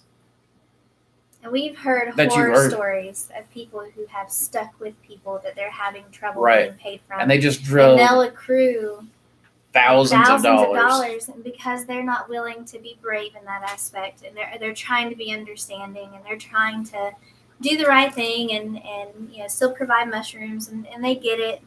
But to be honest, someone who can't pay you on time, they're going down the hole, and you're going to go down with them. That's something else we've noticed is a lot of times. Now, that resort I was talking about, they got their act together. Now they pay 2 weeks. If we deliver, they pay within 2 weeks. Those guys really got it down. It's because they're great guys to work with. They knew there was a problem. We just had to give them time to fix it. That said, there are some people who you recognize are just never going to fix the problem. And if they're not fixing that problem, there are probably other problems that they haven't fixed yet. And it's usually, like, you can tell it when they start getting shaky. A lot of times it means the business is going out of business. Well, and they were struggling with their own success. It's That's one true. thing to be struggling with your own success and trying to find better, more effective methods, and you'll be able to tell the difference. Like, it's pretty. It's not obvious, but you'll be able to tell. Oh, for sure. And you can, That was from earlier. And so I think that covers that. Much love. The content is great. Appreciate the candor and good tips. Yeah, I always try to be as candid with you guys as possible, and I'm glad that it's appreciated. I'm glad. My thought was, if I'm always as candid and honest with you guys, especially about my failings or anything else from the very beginning, then the community that I build will be exactly the kind of community that is attracted to that kind of stuff, and will appreciate it. And I'll never have to put on for you guys. That's something I never wanted to do. I never wanted to always have to be happy, always be selling, always be whatever. I just wanted to be able to have an honest dialogue on mushrooms. So that's a good foundation, I think. Yeah. It's authentic. Beer Bull says, and by the way, I'm going to try the cheapest way possible. I paid like $200 for that incubator, lol. It was a hell of a good deal. Okay, good. Cool. Yeah, man. So that sounds like a hell of a good deal. A 25-foot incubator for $200. Yeah, you gotta steal, man. When you gotta steal, you gotta go. Rich Jenkins says, lol, lag. I'm sorry, man. We're trying our best to have the network not be a problem. Hey, Collier, get off the internet. I'm just playing, man. You're fine. Talk to my son. Sporadic says, yeah. Do you use cold storage at all, or do you deliver direct to chefs immediately after harvest? If the latter, are your chefs flexible with spikes and drops in production? Okay. We use a 2-door gas station fridge that used to have drinks and sandwiches and stuff in it. I took all the shelves out. You can see it in what video? I think it's a delivery video. It doesn't really matter. It's in one of the videos. It's just a 2-door gas station fridge, glass. Samantha's got writings all over it where she's like, chef notes. Yeah, chef notes. this chef likes this kind. So whenever she's selling it, she knows, okay, if she needs to check on something, she can just look right there, and she knows what that chef's going to want. I put my chefs on weekly production and then pack them the same number of blocks plus 10% over anything that we can do. And our numbers are not always perfect every week on production. We have some fluctuation, but the average, we always try to keep that average up. The only cold storage we use for the mushrooms, like I said, is a 2-door fridge. It holds 18 cases. So it'd be roughly 180 pounds. And then we try to plant. It's 3 columns of 6 cases each. Right. And we try to plant on the beginning of the week and the end of the week so our mushrooms don't all come in at once and then drop off. We don't always succeed. We don't always succeed. Last week, we ended up having way more mushrooms on Monday. We looked back at the planning schedule, and Savannah's like, "Oh yeah, the employees planted on this date," and I was like, "Oh, I told them to do that. I completely forgot that we were trying to split it up like that." So I even think that I remember Jason telling me something about splitting it up, and I didn't listen. So and then the mushrooms that were out of the refrigerator did not last, so we had to we got something to do with those. And then whenever it came to Valentine's Day, we had we only had enough to handle our weekly order for the Friday day. We didn't have any extra. We had to tell everybody else no. We had to tell everybody else no, which sucks. But our early week was probably one of the biggest days we've ever had. No, it wasn't the biggest day because it was 23 cases, 21, 23 cases, something like that. 230 pounds, roughly speaking. Some of those were king oysters. I wouldn't worry about it right now. They got the. And then we pick right before delivering. So that's how we're able to get, even though the fridge only holds 18 cases, that's how we're able to get more than that out the door. And that's one really good thing about planting twice a week and not all at once is that you can pick fresh before you deliver. And my goal is an hour before I deliver. I don't always get it, but if it's the night before, that's great too. EK says, "What's up from the chi?" What's the chi? Can you see my chi? Am I glowing? No, I'm sorry. Bob, bless you. Joe Choi says, "Thanks for sharing. Love channel. Bless Sam." Thanks. Yeah, EK, you're very welcome. Thank you for loving our content, man. I appreciate it. Bob G says, "Around," the song in Succession. Okay. It's called Around. When you sing row, row, row, row, row, row, it's called Around. Thank you. Yeah. I forgot about that. Score says, "What kind of numbers are your chefs requesting? Pounds a week? How many days a week would the same sounds beautiful. the same restaurant expect delivery?" So, like I said, I try to get all of my. Basically, what I do is I come to them with a sales pitch of, "Hey guys, I want to be the most consistent mushroom grower you've ever come across. I want to serve you. I want this to be good customer service." So I tell them basically that they're not purchasing a case per week from me. They're renting space in my grow room from me. Mm-hmm. And I know that it takes roughly 3 blocks to produce the mushrooms for 1 case. And therefore, I know whenever they say they want 1 case per week, I plant roughly 4 blocks a week for them. That way there's a little extra if there's contamination or something like that. And like I said, the numbers are not always perfect, but that's my aim. I do at least 3. That is something that I figured out because I am a perfect numbers person. If I try to make everything perfect, it ends up failing on me. Yeah. So that's where I need him to help me. Law of averages is the best way to go there. So I go to them and I'm like, "Hey, your time is more important than mine. At least I treat them like that, And your time is equally important. Well, they're my client. Their time is more important than mine.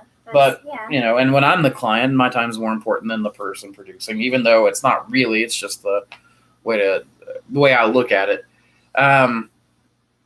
So I basically tell them, like, if you will commit to this, and then you can always order extra if you're willing to, but if you drop down, I'm going to have to drop you from my weekly list, or I'm going to have to make you pay more per case, or whatever. That's the way that I initially got all of my people on there. Now I don't do the stick so much. It's more about the carrot of, I can't be consistent if you don't give me consistent orders.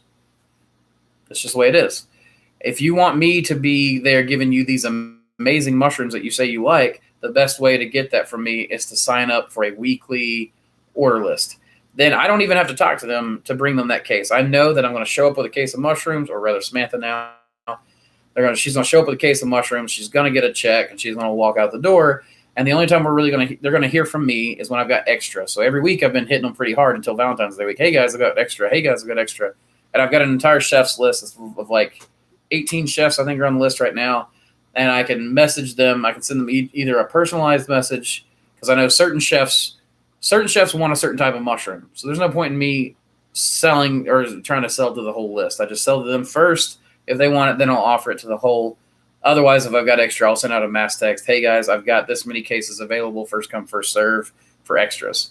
And I usually sell out every week. It's very rare that I throw anything out, unless we just picked it too late, that kind of thing. I hope that answers your question.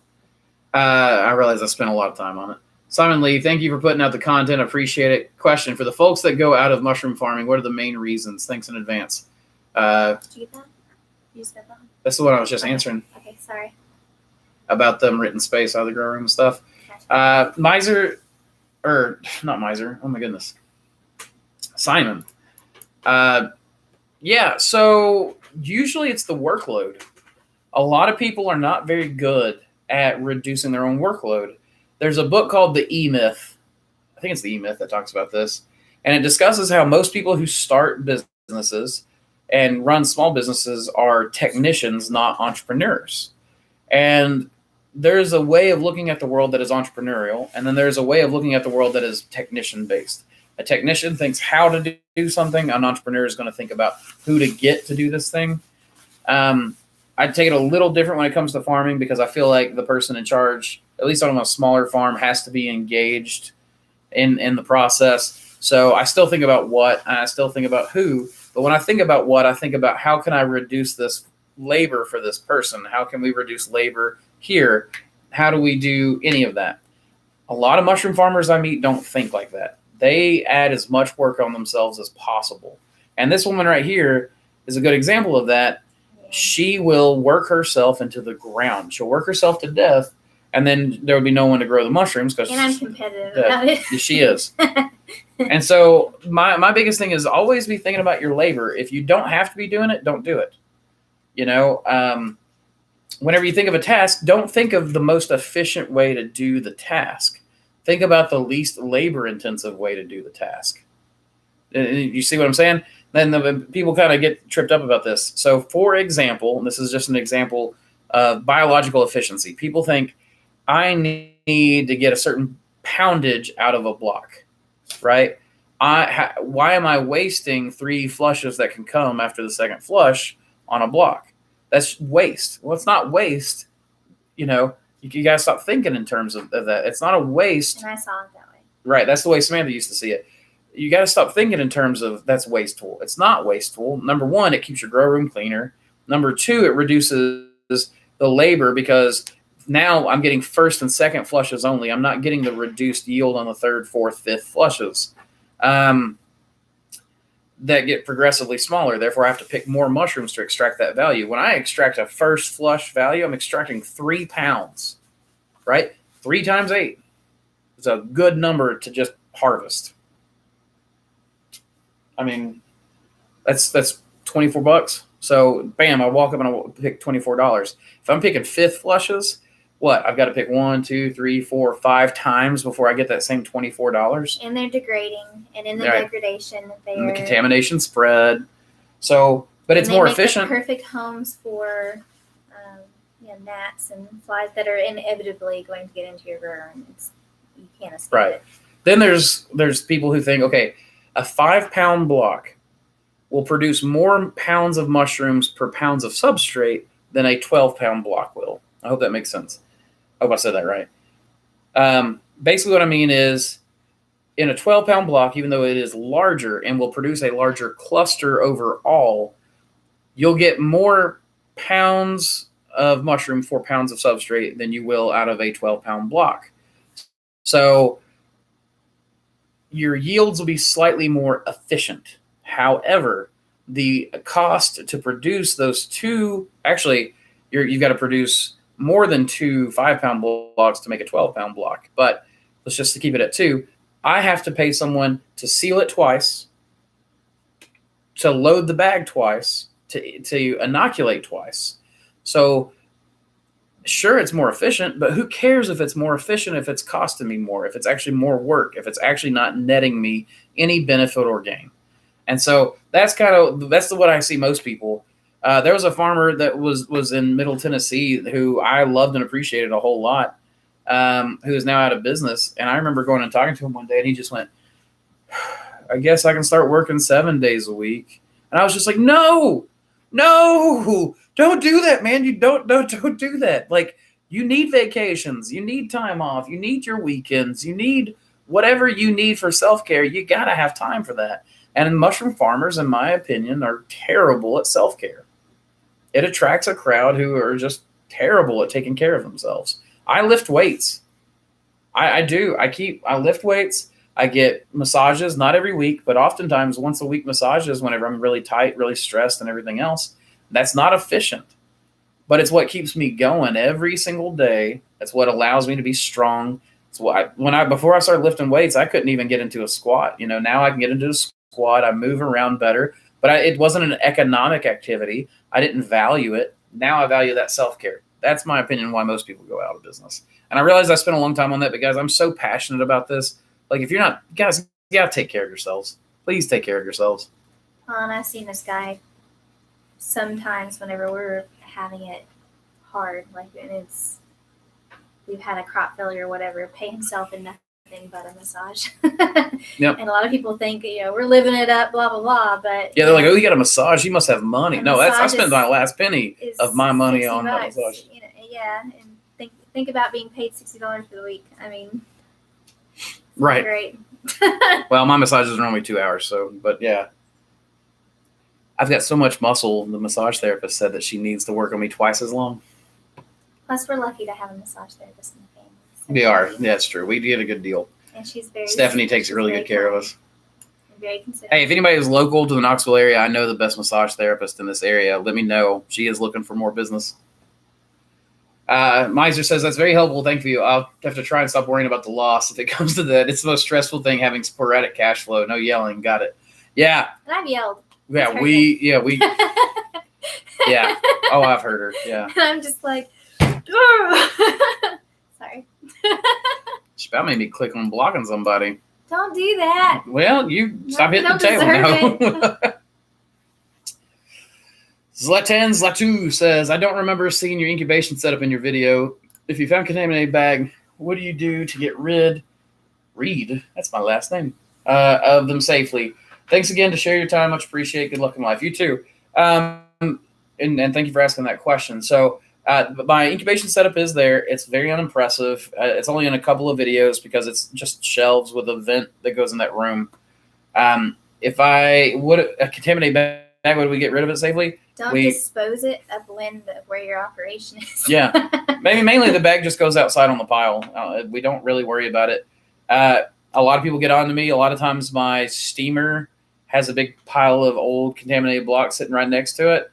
But my contamination rate has never changed based on whether my pile is right there next to my steamer or not. So, well, here's the thing, too. The layout. We're on a pretty slanted like our backyard's like that. Yeah, towards a pond. pond. And then we have a pond in the back, which there's a lot of wind that comes off of that pond. And the way that our home is situated, we sort of have like a fan that blows it away from where we need it to blow away from.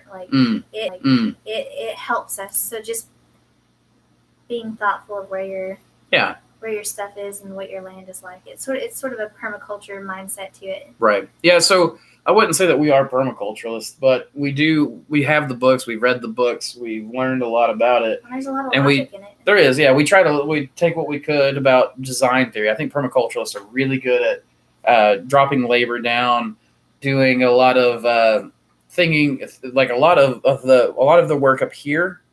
And that's my biggest thing is I've met a lot of mushroom farmers who are all too willing to put in the backbreaking labor and not enough time to just sit and think. I really need to sit and think about, do I really need to be doing it this way? Can I get away without this step? That's how the pelletized bagger. When we came up with the pellets for bagging, a lot of people weren't using those. A lot of people didn't like them. But Ben said to me one day, he's like, Like we would do the pellets and then we would mix them. We would hydrate them and mix them.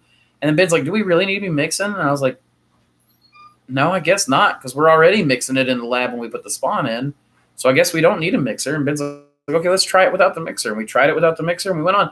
Now we were able to completely remove an entire setup of infrastructure. Number one, expensive mixers.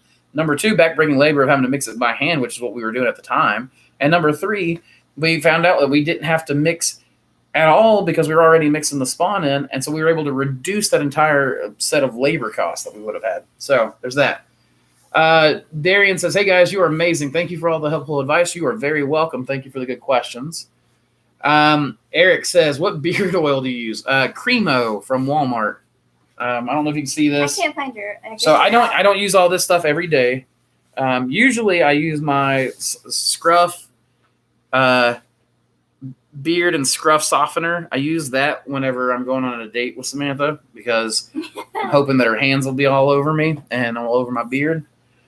She got me this. It's a one for all beard and scruff cream. Basically, what it was for Christmas, Samantha got me.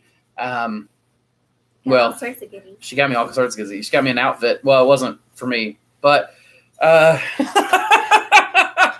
and then she got me a whole beard oil beard kit. It's got like a boar bristle brush. It's got a comb. She does not like that I said that. And it's got softener, conditioner, and a cream. And then I use a beard oil that's in a dropper that I buy from Walmart. My favorite is the bourbon blend.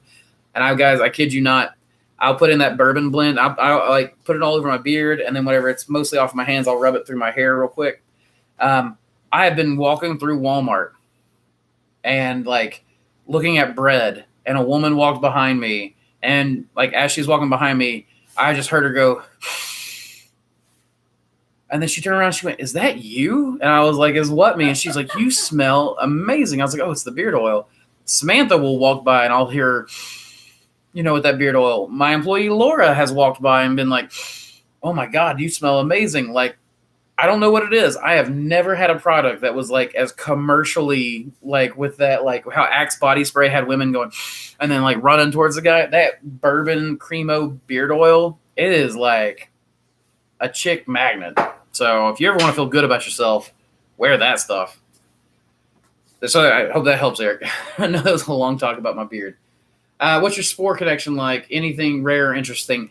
I have a bunch of spores from all kinds of stuff. If you mean my strain library, I have a lot of stuff that's really rare and interesting. I don't sell most of it. It's because there for a long time, my shipping times were getting absurdly long because I was having to make everything as it goes. Now I'm just trying to sell standardized stuff. I made it by order. So that it would be fresh for you guys. And it's one of those perfectionist standards too, going back to all that. Right.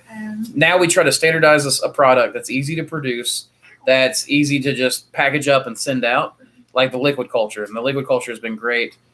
I've learned different methods of pre-pouring the dishes, packaging them where they stay better for longer, having those available. My agar now, I'll cook it, and it'll be sitting in an Erlenmeyer flask, and I can microwave it to warm it back up and then go pour it into my dishes. I've learned all these different steps to try to always have things staged so that there's the least impediment to action possible.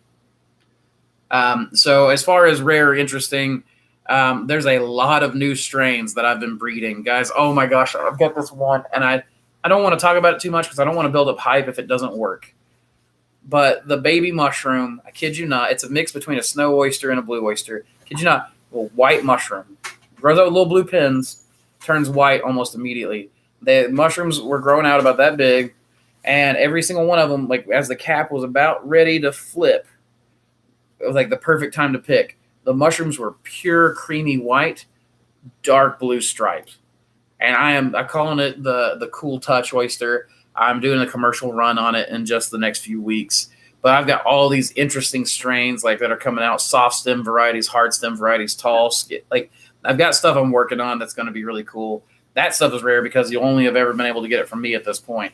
I mean, as soon as I sell it, I know it'll go out into the marketplace and spread because that's what happened to my King Blue and Comb Tooth and everything else. And I think that's good because that's the only way to keep a strain safe is for everyone to be growing it. You learned our lesson the hard way on We did. Yeah, I lost the strain because I wasn't willing to share it. Spore says, you know much about heat recovery ventilation units suited for mushroom farms? I don't. Ben does. Ben is going to be building an HRV system. Brad Kuhn knows a lot about it. So you're not going to be able to secure an order with Brad? Bradford's not – is he not selling them or is he not building them? Or I don't – Ben's working on it for here, and then one for a plan for one on the warehouse. Trying to build a cheaper version than Brad's that's also a little bit easier to put together for people. I'm hoping we're working on that. Simon says, God bless you for that sneeze. Saltine says, pink oysters are perfect for Valentine's Day. Yeah, I love it. I forgot to pack them this year. Well, Just completely – like I remembered too late. And they're not our chef's favorites because they're not. They like to just get – basically, they let if for Valentine's Day, if they could get a box of blues with like a single good pink cluster just so they can take a picture for Instagram, that's probably what they would like more than actually having the pink oysters for Valentine's. Most of them, yeah. For most of them. God bless you for that sneeze again. Did you sneeze twice? No, just okay, so maybe they just were. We didn't respond. EK says, Chicago. Are you? Oh, that's from earlier. CHI. Are you from Chicago? Jason says he's from Kentucky. Well, welcome, Kentucky. Not too far from us. That's where my family's from. Yeah. Jackhammer? Jackhammer? Is that? Are you making a play on words? Love the vids, MCM. You guys are the ones that got me interested in mushrooms. About the other mushroom grow bags, you use the same ones for fruiting blocks and grain spawn or different filters for each. Okay. We use if you're going by the unicorn system, see, it's different by bag sellers, so it's hard to kind of tell you because there's no standardization in mushrooms these days, not yet. Honestly, whoever comes in and is able to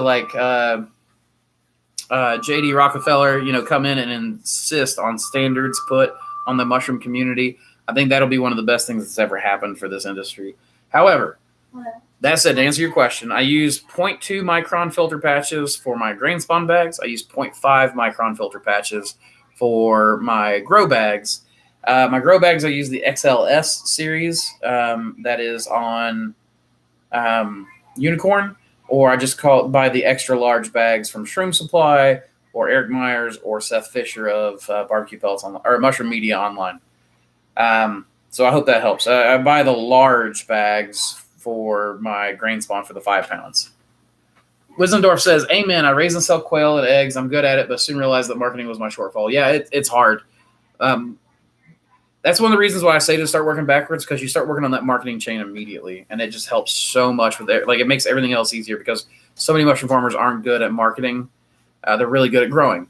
In fact, one of my favorite mushroom growers, one of my good friends, he's a way better grower than me, way better grower, but was a terrible marketer, and that's why he went out of business, I feel like. Tyson Evans says, have you thought about writing a book? I have. I don't have any experience on it. Do I just sit down in a Word document and write one up and then add pictures later? Can I insert? I've not really used much Word documents. There's a huge gap of knowledge there where I didn't go to college. I feel like I don't know much about that. I would love to partner with somebody, write a book. Ben and I have talked about it. We're thinking about doing Mossy Creek mushroom growing manuals. So it would be like smaller books that are done in installments instead of one big book. Or I thought about just setting it together as a PDF. And I don't know. I just don't know enough about it. But I would totally write a book if I thought anyone would be interested in it, number one. And number two, if I knew where to even start, which I guess I can Google that and go into it. But honestly, too, I'm also thinking about starting to write regularly for the blog and then taking that and putting it more in book format, pictures, and getting stuff, really standardized for a book. So tried sending an email through your website, but the message box is missing. Really? I'll talk to Melanie about that. Let me write that down. I think you're the second person that's told me that. So message box on website.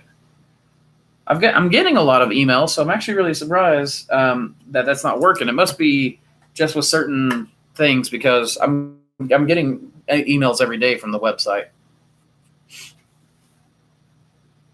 Saltine, by the way, if you want to send me a message or an email, my email address is mossycreekmushrooms@gmail.com. Which is real simple. So I still have the old Gmail one where I was not professional when I started.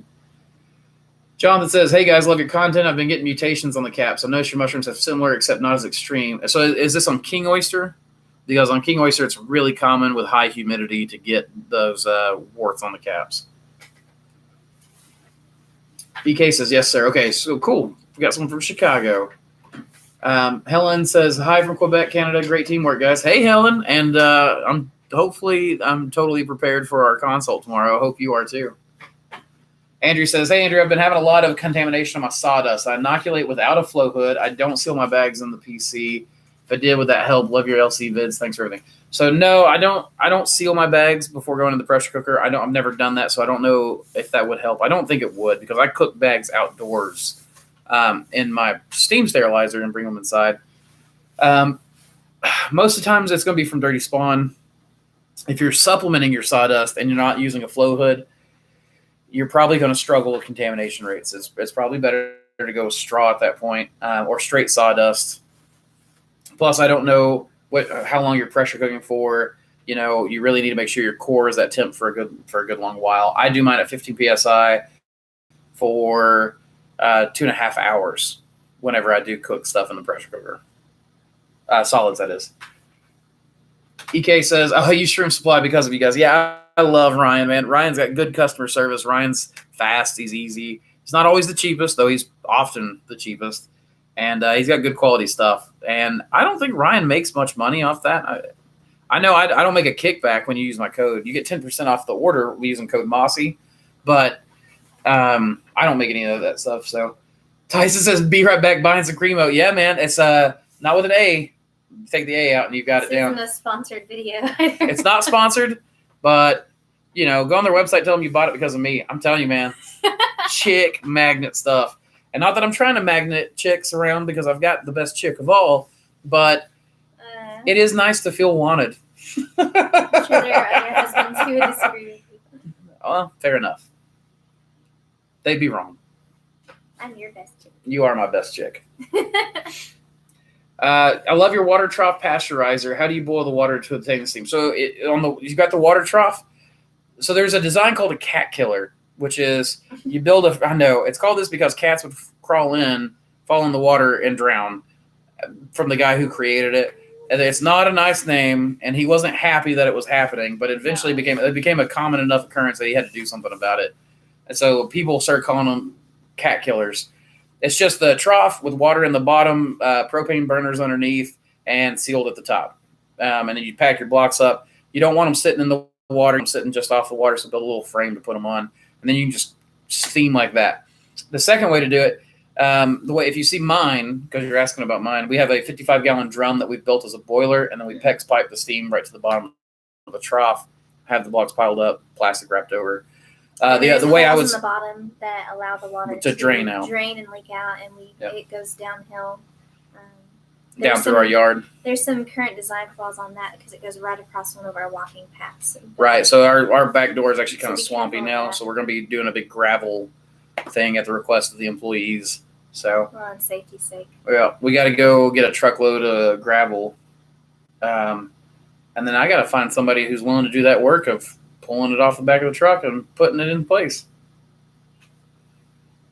I'll do another video where you guys can talk about how much work she's doing in the background and how I'm just in the video.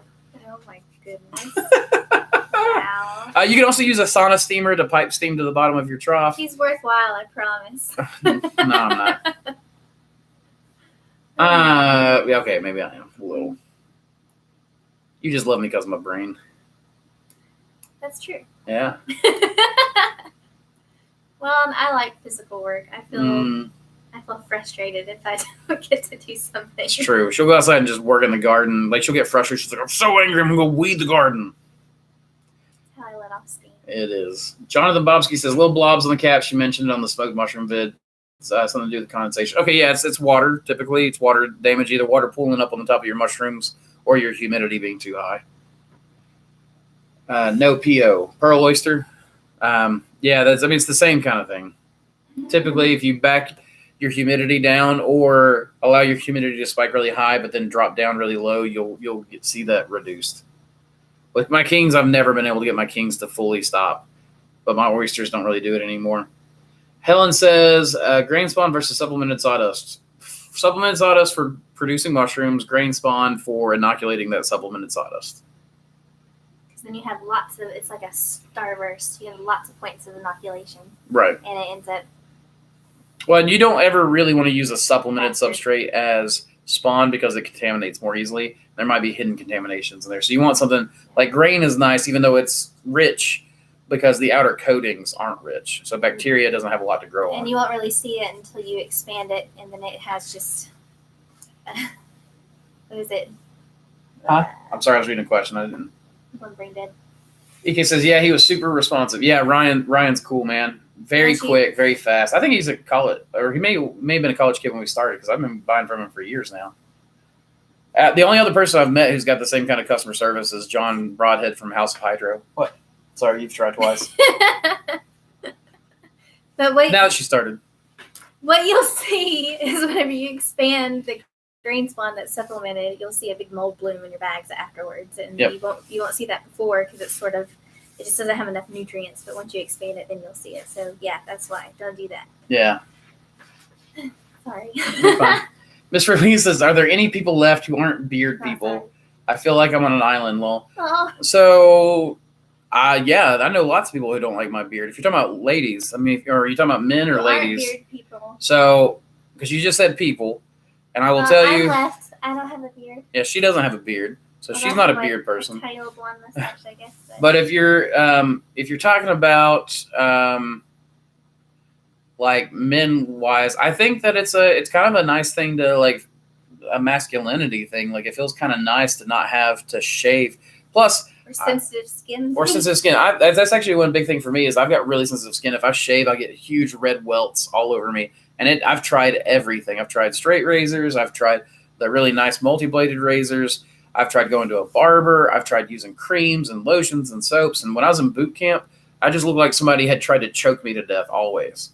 So that's one of the reasons why I've always just shaved with a trimmer instead of anything else. But she seems to like kind of fuzzy men in general. I'm not saying that that's always the case, but she at least likes me fuzzy, it seems like. She said that she does like the beard a little shorter. I like it longer, so I wear it for me. We are getting off subject. As far as, but I don't know. I like talking beards. So, as far as I know, a lot of women I know are either they love beards or they hate them. There's very few people in between. As far as men go, I feel like it's kind of like I work a job that isn't a 9-to-5 that tells me I have to shave. So I almost feel like it's a class distinction kind of thing for a lot of people, where it's like I'm blue collar enough, or at least I'm outside the normal hierarchy enough that I get to wear a beard. And have tattoos. And have tattoos. Which, I love my tattoos. And it's a source of pride for you. It is. Yeah. In fact, I'm supposed to be going. I'd say. I'm supposed to be going to my favorite tattoo artist. I was actually already supposed to have been to him, but I'm waiting for some other stuff. We got to finish the design on this right shoulder. Because I'm sorry, I've got my left arm here, and I've got my left leg sleeved. So I look like, when I'm in a bathing suit or naked or whatever, I look very lopsided. So there's also some people that just like shaving. They just like having a clean face, and that's up to you. Yeah, I don't have a problem if somebody wants to have a clean face. I'll give them crap about it. Bob says, Oak and Spore has a good video of their boiler sterilizer. Yeah, so check out Oak and Spore's videos. He's got a great one on his sterilizer. John says it's sit around 90%. Yeah, don't let your humidity sit at 90%. No, you need either a big swing or you need to find something a little lower, like 75%. So basically back it down until they don't dry out, but you can keep it as dry as possible. If you can program a swing, a high and a low end, do up to 90 or up to 85, I think is what mine's at right now, and down to 60. Think of a heavy rain and a rolling fog coming in. Right. It doesn't sit there soaking wet all the time. Mimicking those natural cycles. Yep. We also sort of, we used to. I don't think. Oh my gosh, we've been on 3.5 hours. Okay, guys, let's wrap this up. I'm tired. I'm hungry. I want a steak. I'm gonna go make a steak. Steak and salad sounds so good. Oh, now I can't stop thinking about it. So were you growing before you found chefs to buy the mushrooms? I'm curious about the transition from home. Yes, I was. We were eating the mushrooms ourselves. We actually started at farmers markets before chefs.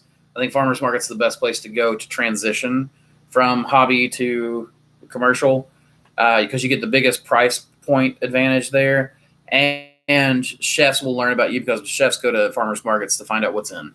We bought kits first from Paul Stamets. The shipping costs motivated us to do it ourselves. So to give you an idea of how little I knew back then, I bought a block, fruited the mushrooms, took that dirty, nasty block, soaked straw and cooked it, stuffed it in fish tanks and broke up that spawn and mixed it all up in the fish tanks and then grew these stemmy, ugly mushrooms and sold those at farmers markets and was like, why are half of my things contaminating?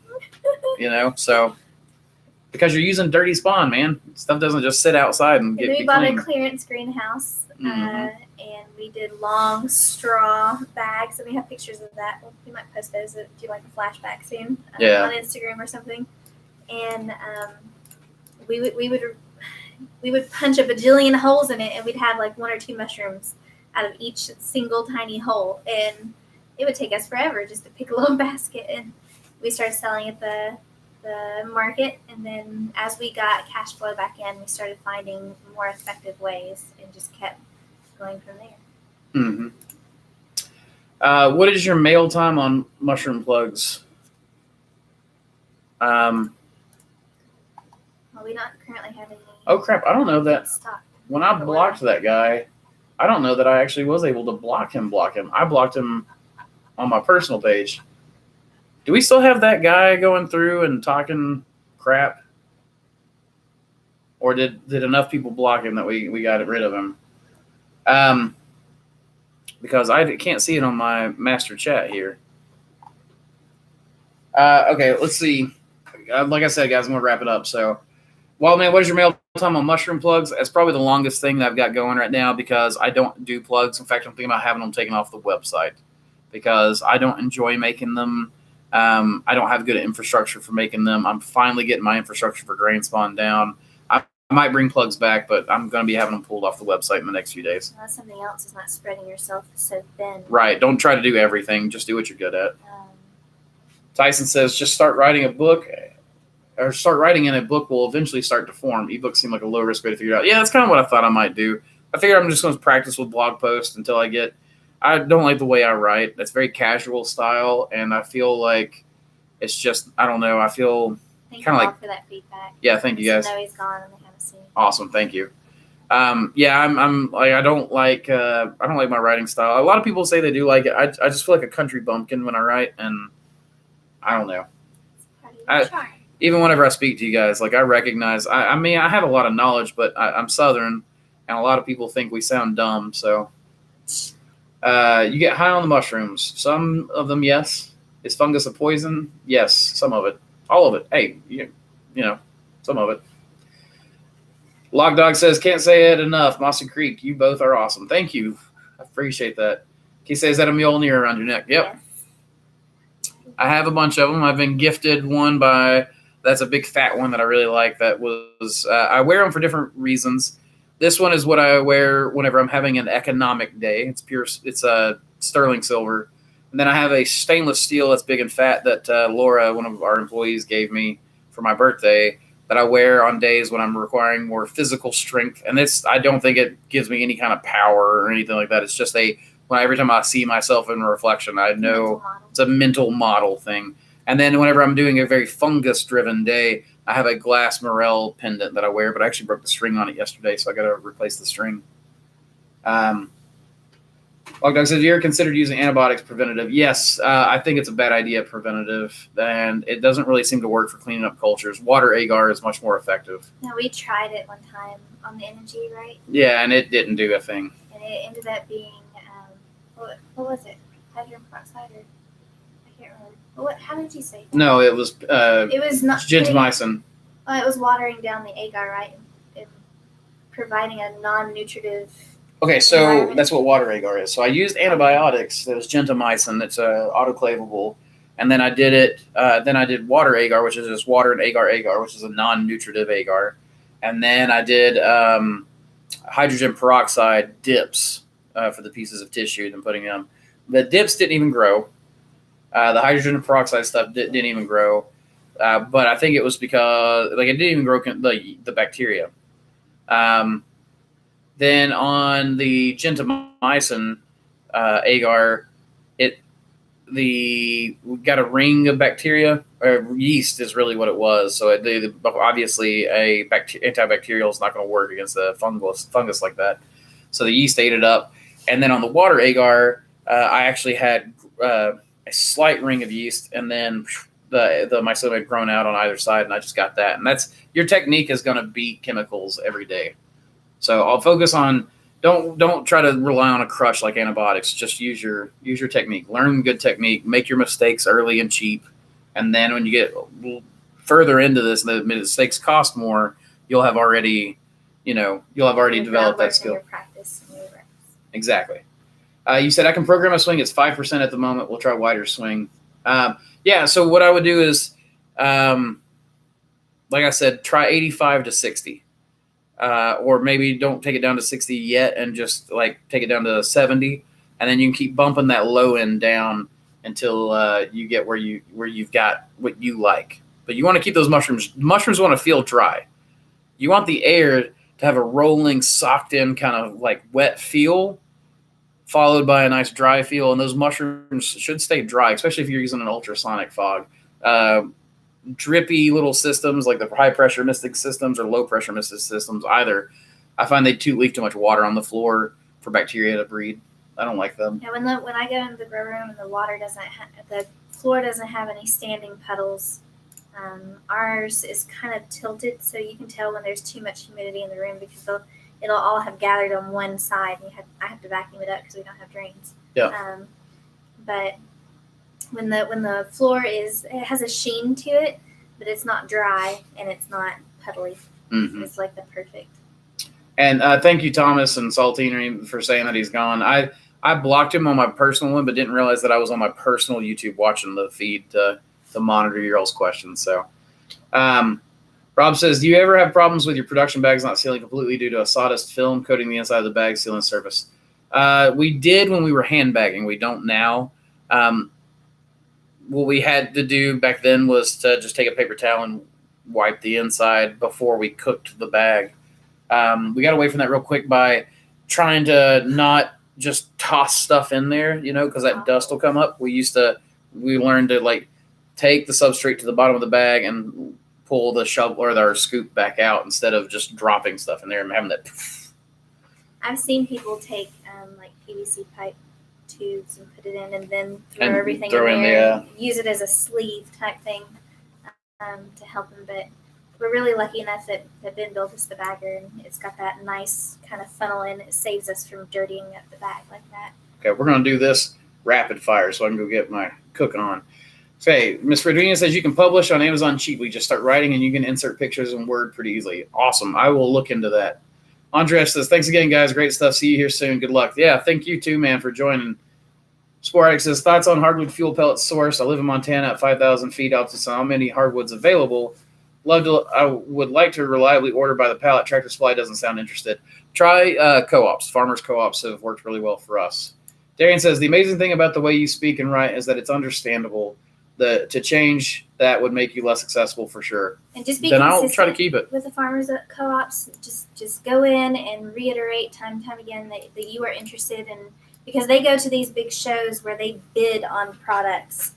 And just because they don't get it immediately doesn't mean that they're not interested. Future. It's just that they need some time to go in and bid on that. Let's see. And then Carl says, I have these wild bits of crap growing around my wooden plant boots like fungi mushrooms look like. I don't understand. EK says, you guys have a great evening. You too, EK. Logdog says, I use gentamicin 50 milligrams per liter and chloramphenicol. Okay. Chloramphenicol at 50 milligrams per liter. Okay, got that. Thank you. Yeah, I mean, I don't think it's a bad thing to do. I'm not going to look down on you for using them. I just, preventative, for one thing, it's an expense. Another thing, it's on your labor. I just don't think it's necessary. I think your technique is the most important thing. I don't read French. Sorry, man. I don't know what you're saying. Saltine says, okay, I just sent an email to your Gmail. Thanks again for hanging with us, and I look forward to the next one. Absolutely, Saltine. I'll talk to you later. And my nose is itching. Jonathan says, I use ultrasonic and don't get puddles. The caps do feel a bit wet now that you mention it. You guys rock. Yeah, you want those to feel dry. One of the biggest things we get from chefs is, oh my gosh, why are your mushrooms so dry feeling? So that's a good way to go. No, I don't comprehend you. Sorry. I mean, I can comprehend that, but Rob says, thanks for all the videos and great info. Go eat. I'm hungry too. I'm going. Can you use hydrogen peroxide in liquid cultures to prevent contamination? The short answer, no. Hope to see you guys next Sunday. Absolutely. I'll probably do a live stream on Wednesday or another day in the week. But Tuesdays and Thursdays are production days, so it's kind of hard for me to get those going, but I'll absolutely get it. And we're grilling too. Thank you. Until next week. Absolutely, Mr. Redwino. What is your best tip for best sales or brands of air filters for your flow station? Fungi Perfecti is where I got mine. I don't have any experience with anyone else. My pre-filters I get from Walmart. Much love, guys. As always, y'all, remember to keep spawning culture. Check out our other videos. We love you guys very much. Thank you for hanging out with us on this Sunday. And, yeah, we'll see you guys again. Keep spawning culture.